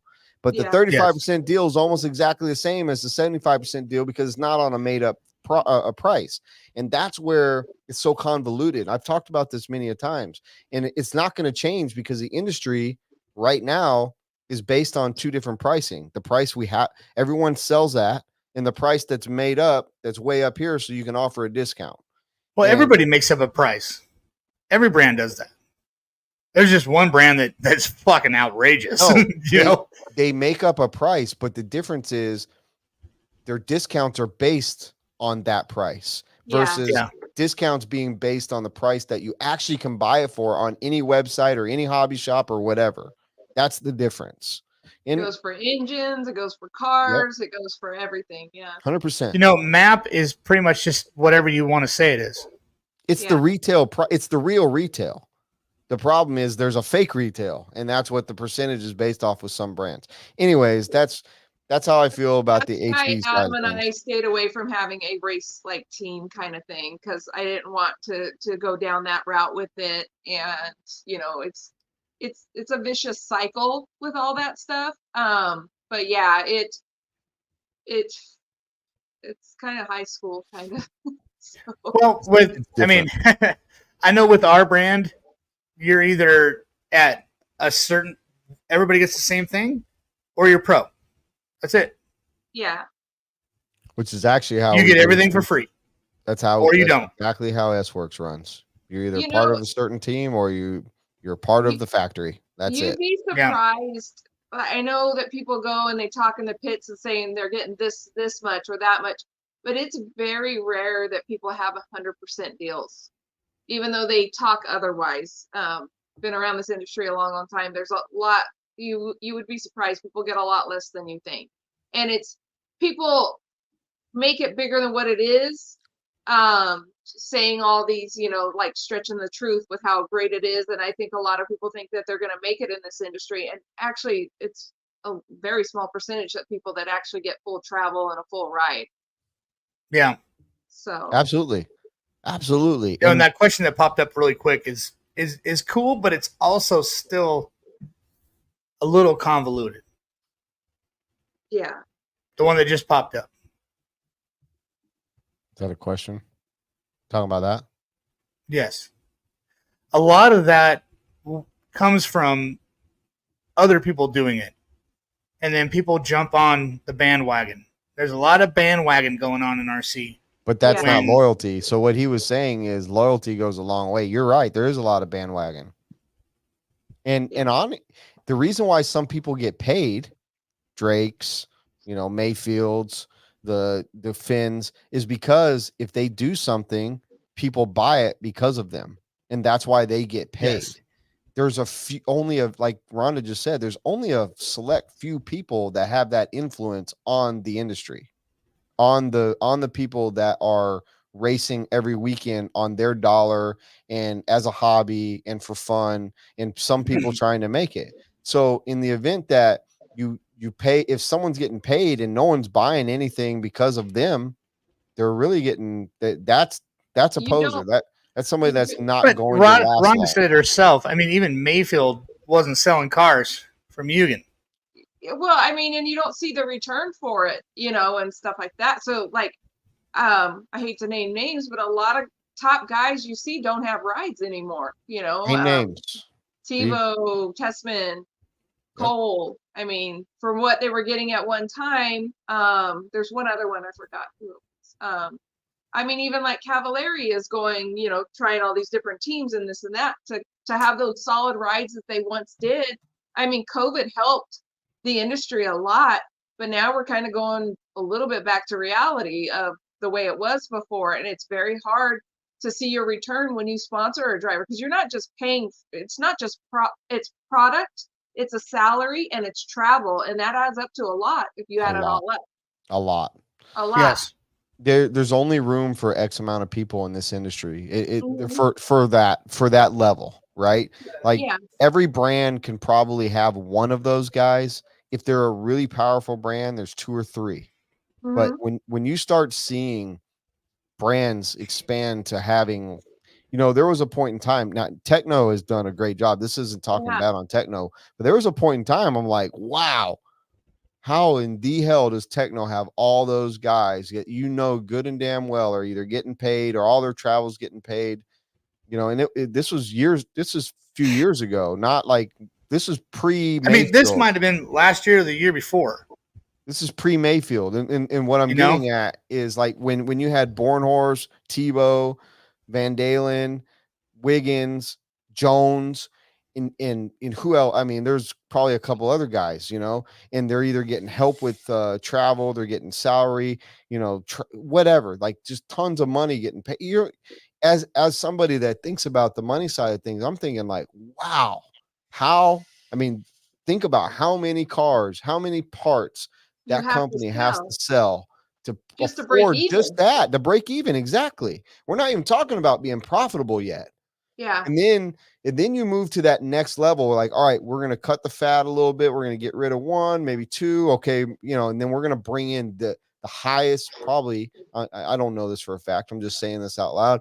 The highest paid driver in the world, right? Like maybe the highest paid driver in the world. We're only going to cut a couple guys, but they're still making it. And I think Techno's killing it. They're doing a fantastic job. I got nothing bad to say whatsoever. This isn't a knock on them. I'm just like, wow. Yeah. The amount of money that team's spending, Yeah. And S-Works is no different. I'm privy. You see like European S-Works, you got Boots, you got Canas, you've got a couple other guys that are on the rise. And then our American team, I mean, just think about what the American team is right now. So you've got a couple power teams like that. And then you've got these other teams that can afford 1, maybe 2. I mean, the disparity in the industry is pretty big. Like there's a big gap, but some people are willing to take the risk, and it's a big risk. I mean, I think where this all came from is, Rhonda is saying like, there might not be very many of those guys not too long from now. Right? Like every company might have 1 or 2, but you're not going to see 4, 5, 6 or more guys like you see with a couple companies right now. And I personally think that's the way we need to go, for the simple fact that right now, the only person that's winning is the driver, those paid drivers. The companies need to be profitable or they're going to go away. I don't know Hot Body's situation, but they're going to go away. Well, like Brent, you have, Beach RC and all that from 2020 to now, things have definitely, I'm sure, changed, and stuff. It's so the reality people look at numbers. I know Horizon looks at numbers big time, and they will I don't want to speak for Dakota, but I know when their numbers, slow down, they start penny pinching everywhere, and stuff. And you might not see Dakota go to a race for a couple months or, or whatever. And then he's going to races and stuff like that. But I remember when Adam was with Horizon and stuff, and then, they really start scaling back on stuff. So I know even these smaller companies are scaling back, so, but yeah, no, Techno, they have a huge team, and I like Danny's a nice guy. And, Techno's definitely on the charge right now, and absolutely. rad. I mean, I think Techno, especially because the fact that they're based out of America. I know it's not made in America, but they're based out of America. I love the company. I think Danny's a great guy. I'm on record by saying, like, Jared Wiggins, probably the hardest working, cool, like that dude. If you want to find out if a product is good or not, or test something, there's nobody better in this industry, in my opinion, right now than Jared Wiggins. But they just, I mean, Danny's walking around with a wheelbarrow and his nuts in him right now. I mean, that dude's got big balls, and I love it. I am that guy 100%, and I salute him for it, because he is paying those guys and he's making sure that his brand is out there, and it's doing very, very good. And I'm happy for him. I remember 10 years ago, maybe a little less, Adam was working for Horizon then, and Adam told some of the bigwigs at Horizon, he's like, you need to watch out for Techno, and they laughed. And it's just funny, they've done Techno has done a really, really great job with everything that they've done. So yeah. Tim Lyme's still awake. He said he was going to bed, but he left awake. and now he's back. Yeah. And then, Tim, bro, it's okay if you go. You can watch it tomorrow, listen to it, whatever. If you want to call in and ask some questions, you can't do that tomorrow. So now's the time. You guys got about 10 more minutes for Rhonda before we end this massive show that we've got on this Wednesday hump day. Thank you for being. Pull that up from Barry. Barry, that couldn't be more than the truth right there. But thank you, Rhonda, for being so transparent and at least, discussing some of this stuff, because a lot of people 100%. They're going to. This is how I feel. You should have Adam. He's on. No, you'll say more. Yeah, well, the plan is to get Adam in studio ASAP. I've been working on him, so I told him I'll have margaritas on tap. We're gonna get down to the brass tacks. Well, like Barry said in that comment, it's all about track presence. It's all about support. It's all about, the owners of the company being at the track, the team managers being at the track. Everything. The rallying up the troops of your team and getting everybody feeling like a team. Yeah, that's huge. I agree. It is so huge. I agree. I mean, I can attest to all of what you just said. Once people start feeling like they're on a deserted island, they don't want to be on that island anymore. Yep, exactly. Yeah, no, this industry can be very fun, but you can also put a lot of pressure on yourself. Like, I know I see people get sponsored and they're like, I have to race, I have to do this. I was like, you're putting all this pressure on you. The companies are not, and I know Mugen doesn't put pressure on people, and stuff. And, actually, Mugen loves loyalty more than anything. And, I know, like Miguel Perez, he struggled with his setup and this and that. And, I thanked him. I said, thank you for staying with Mugen for so long and this and that. And I think what people do is when they get our setups like Adam or mine, and they put it on their car, and it's not for them. You need to find a setup that's for you, because I know when I used to pick up Adam's car, I'm like, I can't drive this thing. The rear end's like loose and this and that. But I changed my driving, so my setups, I pretty much have Adam set up on my car. But like I was telling some guy today, he's like, yeah, the rear end's just so loose on the car. I said, because you're on the throttle more and you're whipping the wheel more. And so our setups aren't like that. So I think people think they're going to put Adam Drake's setup and I'm going to be so fast. You need to find a setup that works for you and stuff. And we have those setups that are a little more forgiving for the average guy and stuff, but they automatically, the first thing they do is they go and put Adam's setup on. I've said that multiple times. Like, don't go in. If you're not going to put Adam's setup on from fucking nose to tail, don't even ask for it. Right? And you're not going to be exactly. It means nothing. You just start with the book setup, whatever the the companies know what the best setup is to get people started and adjust from there. And that's what, when people say, hey, what is the, hey, S-Works, what setup did you use at Silver State to win? It's like, you don't drive like Boots. Or Canos. Like, you're not that guy. Canos won Silver State. You're right. Thank you. Yeah. But like, you're not Canos. Like, you have to drive it hard or different. You have to drive it like him. That's why the setup worked for him. There's nobody on even the team of all the pro drivers that ran the exact same setup. Exactly. So, I mean, the best I can give as a average Joe racer is find the fastest average Joe racer at your track that's running your car and run their setup and then go from there. Or start with the base setup and ask questions that might benefit you, like, hey, my car is loose off into corner or off power, and ask how to correct that, because that's what's going to really help you learn your setup. It's not, hey, what's your setup? Because no one drives the same. The pros are running the gnarliest, fastest setups there is. They're on the edge. They have to be. There's no way you're going to be able to hold on to that thing. We're not. It's like you jumping on Jet Lawrence's setup on a Honda and being like, I'm going to ride just like Jet. There's no way it's going to happen. Us 52-plussers can't run that shit. Okay. No. We need something a little more conservative.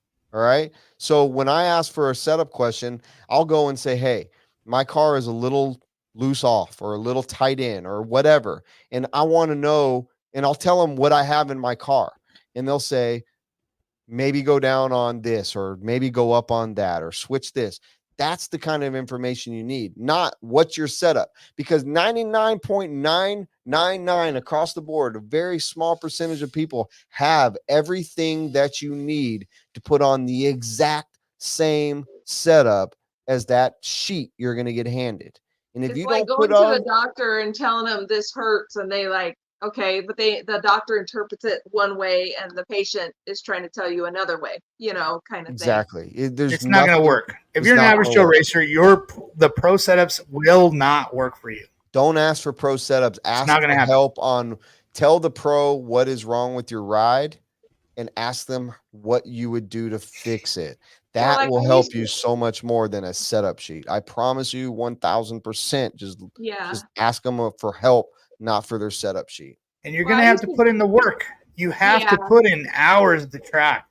Hours at the track practicing. You don't learn it in the first year. You don't learn it in the second year. You're constantly learning, even 34 years later, and stuff. So I know I used to drive really punched and really pitched, and now I barely turn the wheel at all, barely touch the trigger. Of course I couldn't drive Adam's setup because the damn thing would just whip around and all that back in the day. So yeah, everybody's different and they don't really know what they need either. They're just relying on you to tell them something and then they go and put it on there and it's not for them. So okay, Rhonda. Yes. What did you think of TNS? I thought it was fun. You won, so you must have had a good time a little bit. I did. My first qualifier was terrible, but no, it was a fun race. The power went out, but overall, I like Notch. He's always got funny things to say on the mic. I thought it was good. Yeah, the power outage was kind of gnarly. What? Yeah. we lost power at the Notch series for about 2 hours. Whoa! Crawled in the box and the crow was fried, but it knocked out all the power. Oh, yeah, it was crazy, man. It was crazy. Wow! Everybody was like searching like Rogue. It was like Waterworld, you know? Like everybody was like, all right, power's fucked. We're going to go plug in somewhere else. Who's got a generator? Who's got this? Who's got that? You know, there's extension cords running everywhere. It was wild, dude. But it was kind of nice. I mean, it was cool. It was still, the program still ended freaking pretty relatively early. Yeah. And it was rad. Yeah, but it seems to always happen at Joey's races and stuff. And like the power always goes out. We have like a 30-minute delay and then it's back to racing. Yeah, like Casey said, just head to the Derby room. I ordered a pizza. Derby room's awesome. But it was nice. The Notch series is so laid back and so fun. I love it. Yeah. Got some good memories at the Derby room. You know, the JBRLs, I don't like it when there's so many people and then you have the two fastest laps. I just like regular qualifying. Camden, fucking idiot. Why do you like regular qualifying? Because I think I personally, this is my opinion. I like regular qualifying because then it puts you in to like in a main event somebody's pace, and it's more of an accurate way of qualifying than two random ballistic laps that one person can do, but they can't put it together in a main. That's why. Gotcha. Do you think there needs to be a change to like the common or like race programs right now? Like, what if you were going to change one thing that was going to make, in your opinion, a club race day or even a big race day better? What would you change? Bring back 7-minute qualifiers. Bring back 45-minute mains. Cut the electric classes out of there and just have nitro races. Fuck yeah. Wow, you're speaking my language. That just made my dog bark too. Yeah, and let electric race electric, and then it would cut our days in half. And then we can go eat after the races and hang out with our friends and reflect on how the day went instead of being there all night, dead ass tired. The next day you're done. You know, dude. I think that's. Do you share my sentiments that 10 scales made for electric and 8 scales made for nitro? Do you share that? Correct. I feel that way. Or make them separate races. You know, do separate races like what Notch is doing. He's doing at Channel Islands. He's doing a separate electric race and a separate nitro at Channel. I mean, granted, there's time constraints, but dude, let's have 8 scale electric races separate from 8 scale nitro races, and that will make everybody's fucking life so much better. But that's how it used to be too. Like I raced 10 scale for many, many years, and then they try to combine a little bit of that, I don't know, then the gas track, and then and to where it is today, the quality of racing has gone away, but for the person putting on the race, it benefits them and everything. Sometimes I feel like sometimes I feel like punching Sea Lime right in the nuts. Just so what did he say? He said about we need 62 plus classes for better club. 100%. So this 100%. I'm gonna pee. Right. Let's take a commercial. No. This show is nearly over. I am dancing in. We just got a caller. We have a caller. Yes. Like we're. I don't care if you're dancing. I'm gonna go potty.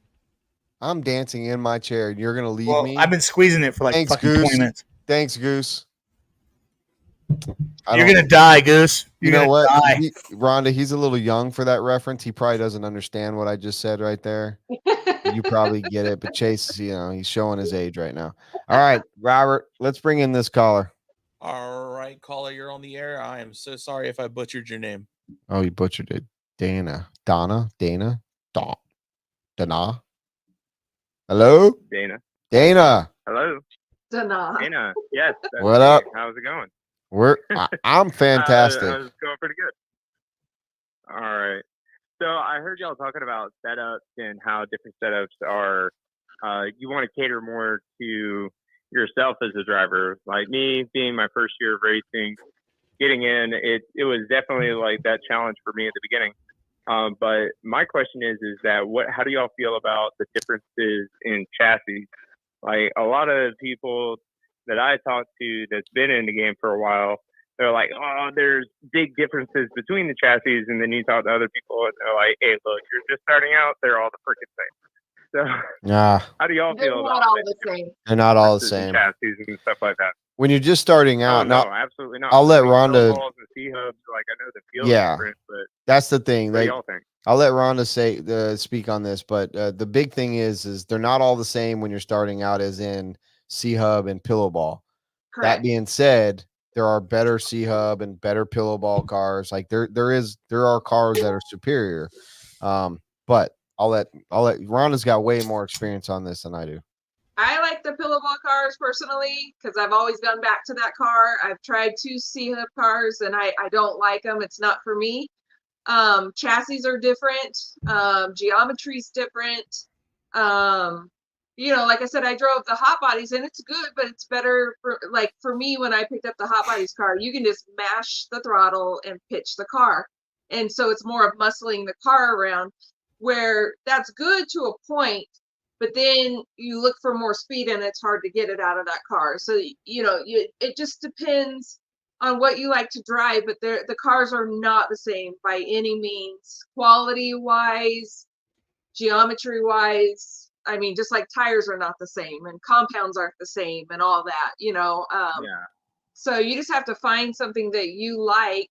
And if you see a driver that you think you have the same driving style as them, then kind of try their setup and then start making changes for yourself. And when you're doing that, you're spending hours at the track. You make one change and then you go back. And then Adam used to always keep a journal of what he liked and what he doesn't like and everything, and then how hot it was that day, what tire compounds he used, so that he can reference it back the next time. It's constantly always changing and the cars are always changing. So yeah, they're not the same by any means. I mean, for example, like even with Mayfield and the Techno car, you can see the difference of the driving and not that he hasn't had good results, but I mean, he was dominating everything before, and now he's got a little bit of work to do. And I don't know if he's got to get used to the car or they're changing stuff and all that kind of stuff. So no cars are the same. Yeah, that might have been the change to the 2.1. But so follow up to that is, would you say that there's an aggressive driving style chassis and then there's a finesse driving style chassis? Correct. Yeah, Yes. absolutely. Yes. And which one? Pillow Which Ball one is the aggressive, aggressive? C-Hub finesse, in my opinion. Depends What do you think, mood I'm Rhonda? in. It depends what mood I'm in, but no, 'cause I can drive my car very aggressive. But I mean, the less wheel spin you have, the more finesse you have, the faster you're going, versus trying to muscle the car around. I can do both, but yeah, I say pillow ball for the win. Yeah, I'm not going to I disagree think with you. any car that steers too much scares the living shit out of me. Yeah. It's been great for me so far, but I'm about to pick up on the Hongnor chassis, and seems to be like it's a different C-Hub. So going from there's quite a movement. It's a silent movement on that Hongnor. So why don't you tell us why you're going to go to the Hongnor versus the Associated? Wait, I'd love to know why you're doing it. Honest opinion. Honest opinion. So to be completely honest, I've not been doing poorly at the local club, and I was afforded an opportunity to drive with Pro One RC, and part of their deal is a chassis sponsorship. It's not like great and grand, but it is better than I get as far as just being the average everyday consumer. Price So wise, you're talking price. You're switching a trusted brand to a brand you've never driven for a discount. Yep. Yeah. Which basically, Chase tells you exactly what I was telling you earlier. 100% is the reason why people do what they do. Can I? So what happens when you suck ass with that car? But do I? Well, what happens? What if you do? No, he said, "What happens if?" What happens if you suck ass with that car? Yeah. What happens when you? At that point, like you either you've never driven the car and you've taken a deal with them. So you can go, okay, we're going to work through the issues that we're having and see if we can get the setup, like through the hours of practice and everything else that we could do. We could work through the setup changes and see if we can make the car really good, or B, offer the manufacturer, hey, these might be changes that we can make to the car to make it just that much better, and maybe we can sell more cars because it'd be a better car. Do you think the Do you manufacturer have that voice? Unfortunately, Do you think the manufacturer is just going to turn around and make those changes? I don't think they would, but I don't see Okay, so consumer I should deny them of that information. Right? No. You should absolutely offer that. I always want to elevate my RC hobby as it is, right? Whether it be just for the RC program that I run or for the businesses around me, is like, hey, maybe we can bring ourselves higher. So I'll put that information out for free. But whether they want to do anything with them or not, like, that's up to them. I think you have the best intentions, dude, but I think you're on a road that you're not going to be stoked on. What did you guys say, Rhonda? What is your end goal? What is it that you want out of RC? Do you want to stay in it long term? Do you want to progress? Oh, absolutely. So I want to be in RC racing for life. I just started not too long ago. Before I left on deployment, I started. And Thank you for your service. Get serious until I got back. Thank you.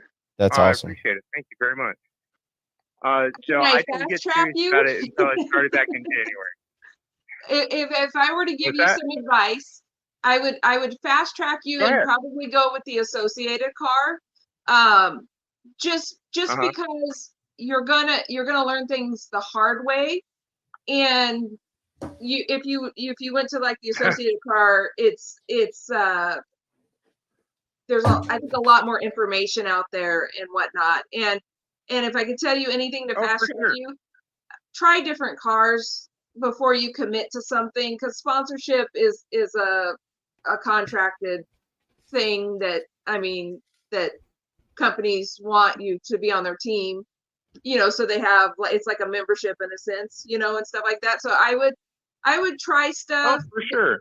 Don't go for the discount. I would just go for I would just start asking more questions, because RC is a big investment for people and you're spending thousands of dollars. So before you commit to anything, I would just go to the track and start talking with people and look at the results that people are getting when they're racing. And then, I get not wanting to go for the more popular brands. I get that. But if you see, like your favorite driver or somebody you could relate to, then start looking at the cars that they're running and stuff before you go for a deal. Okay, Rhonda, can I be totally honest with you right now? Yeah. So I was given an opportunity and I took it for the sponsorship, right? And it's just 2024. Like, we would have to reevaluate for 2025. I still plan on, and this is just me, I don't know how far it would go, but I would still plan on, reaching out to S-Works. I tried out the S-Works car. I really like it. S-Works and Techno, just because there's a lot of local techno support, and I kind of like the car there too. Like, I'm still planning on reaching out to them and being like, hey guys, this is how I did this year. This is how many races I go to. I post a lot about RC. I've assisted in making an RC racing team. Like, I plan on pushing forward, if everything doesn't go well with the Hongnor chassis. Like, there are other options, and but I would really like to get with a team that I can be, dedicated to.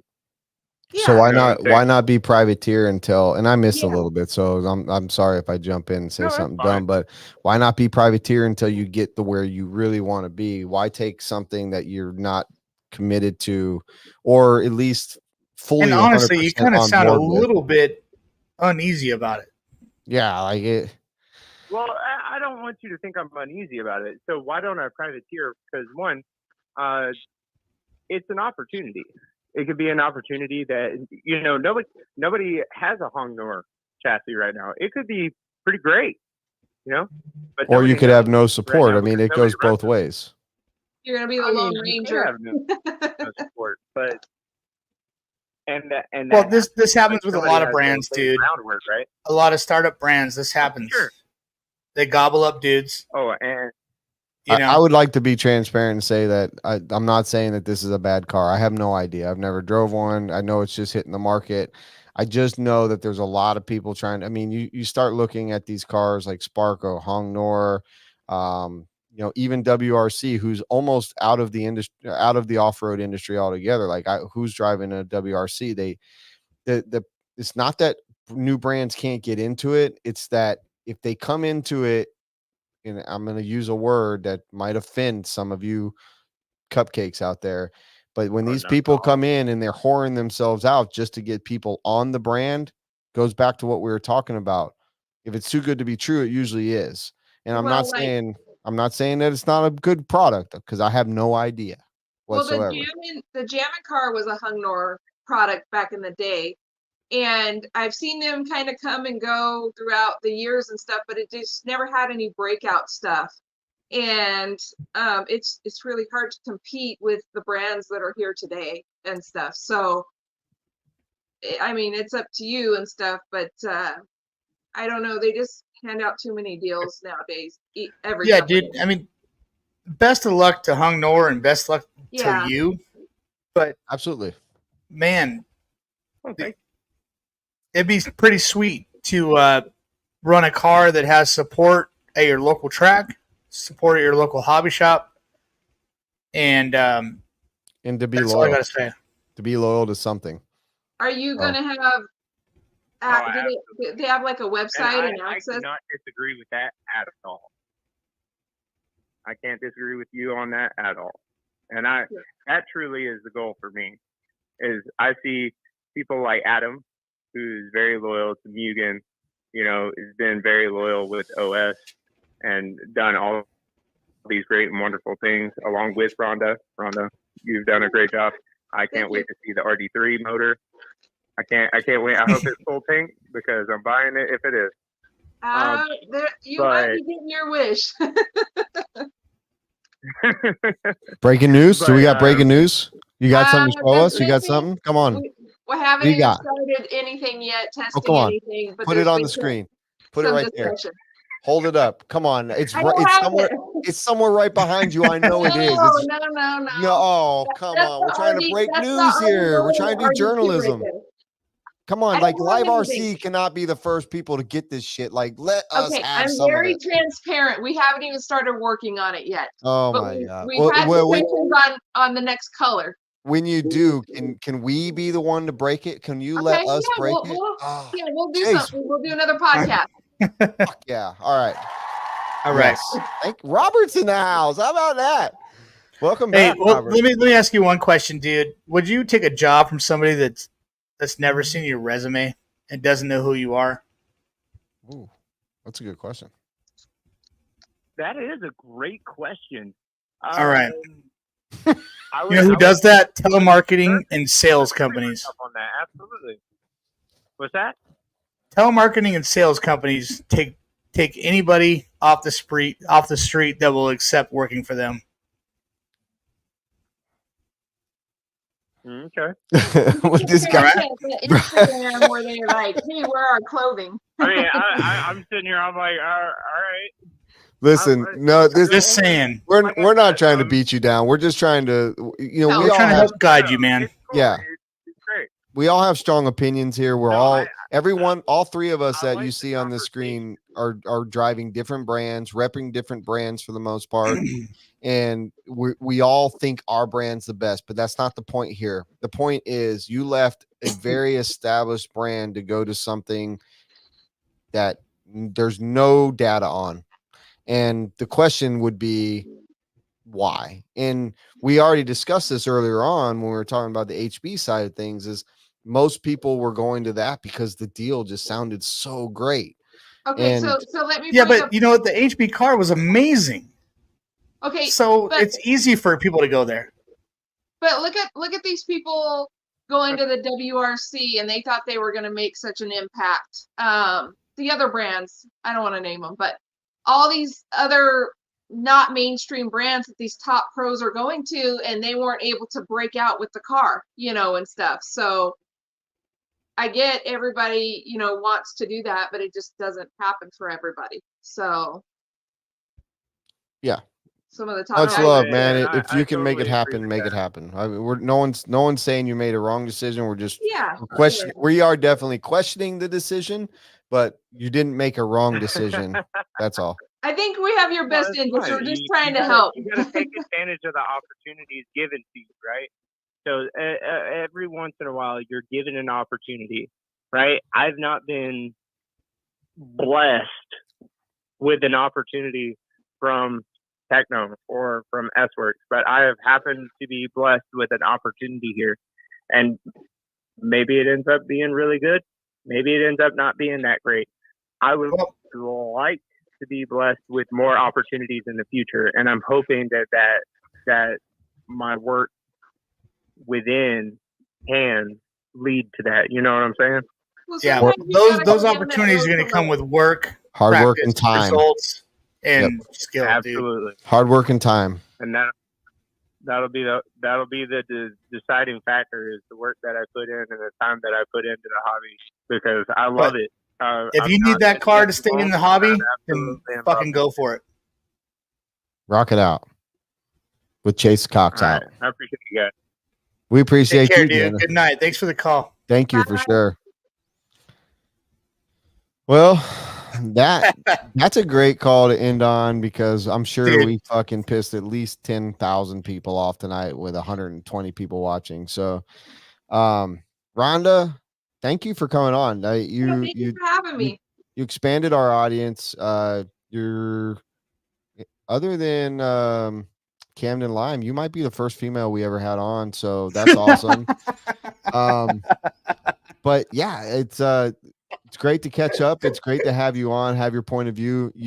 What I loved about tonight and what I take away from all this is you weren't really afraid. You weren't really afraid to say what's on your mind. And I appreciate that, because I'm that guy. I don't give a fuck. So thank you for being transparent and honest and willing to speak your mind on this show. Yeah, absolutely. I think we should have you on again. Yeah. Sorry, I'm Rhonda. very real, but I also, I know some people get hurt feelings, so I try to be in between and all that. But I mean, it's hard for me. I'm very direct, and it's hard for me not to just say what's on my mind. So. Me too. I had that same problem. I think there's more to this conversation, and I think we definitely need to have you guys on, or have you on again. I'm sorry. Yes. Yeah, no, for sure. Rhonda. It was fun. Yeah, I mean, that Adam guy, who is he anyways? Can you tell us a little bit more about that guy? Because no one knows anything about him. He's actually a funny guy. He's normal, but I think when you guys see him, he's pretty much business all the time and all that. But when you get him away from the track, he's a lot of fun, and he's got the quirky dad jokes and all that kind of stuff. Before we go, the first time that I ever saw Adam kind of like not be business as, standing on business was in Vegas 2 or 3 years ago. Joey has his suite, as he always does. Oh, yeah. And Adam shows up in these like black jeans and this really rad Paisley gold, Paisley gold and blue shirt or whatever it was. And I was like, that motherfucker's here to party. And it's really nice to see that, because and his Clark W. Griswold shoes. yes, it's not often that you get to see someone that is always in front of you, like you said, is all business, that a guy that's just chilling with his boys and actually, and that's why I keep telling him when I see him, like, I got to get you in studio, because we got to talk stories. We got to just relax, have some fun, not be all company guy, let's just sit down and enjoy that ourselves. outfit for Christmas, and he's all, man, you really couldn't find anything for Christmas? And I was like, okay. And I don't think he fully understand it until we went out somewhere with that outfit and how many compliments he got. And ever since now, he wears those asshole shirts all the time. Like all these people are compliment him, and even gay dudes are like, "Man, you look Oh, so." shit. Whoa. No, damn. Oh, But Drake's now got the he loves drip. those shirts. The drip Walker and the gay dude Spinrad. love, man. Fuck yeah, dude. Yep, Drippy Drake. Oh man, that's not the best nickname, but we're getting there. Yeah, we're Funny story. We went. I love the movie Mean Girls, and so they had like a showing, like a 20-year showing it at the movie theater, and he had to dress in pink. So I put him in a pink rose gold shirt, and we went to the Mean Girls movie. And all these ladies were walking in there like, man, I thought my outfit was good until I saw his and everything. And so, anyways, it was Nice. a fun time. But yeah, Hell yeah. he wears those shirts. the Savannah Well, shit. Banana. Killer Rhonda, thank you for joining us, and you're definitely going to be back. I 100%. don't want this show to end. I'm We'll having go so to the much bathroom. fun. Let's get some more questions going. Oh no! Oh, I gotta get up at 4 a.m. We for gotta construction work. tomorrow. Like we understand that you got the life, you don't have to work tomorrow, but like us motherfuckers, we got like, real jobs and shit. Just be like, sorry, dude, your motor's gonna be done on Saturday. Pretty much. Pretty much, she says. Pretty much. Sorry, I know you have a race this weekend, but I love it. Well, thank you very much came up. for joining us. We'll get you back on for sure. Robert, when you're awake, you're fucking great, dude. I don't know where you were for the middle part of the show, but it's great to have you. Y'all were in the weeds. I was just Yeah, Robert. I didn't do anything. Y'all were talking about. He shows up every now and then. There's a sound effect. It's like you are in business. I didn't do anything. There we go. Here we go. Chase, man, you're smiling face. I can't. It's infectious, man. Keep smiling. It's a lovely world we live in. No matter what product you go, don't let us discourage you. Dana, fucking race your hung Nor, man. Go kill it out there. Just remember that AE has been around since the fucking beginning. All right. The rest of y'all, man, fuck yeah. That's all. Fuck yeah. Yeah. Fuck yeah. Go out in the field and have fun with your friends. What it's all about. And if you drink beer, drink lots of it. Dude, too much. Drink too much. May the Schwartz be with you. We out. All right. Bye.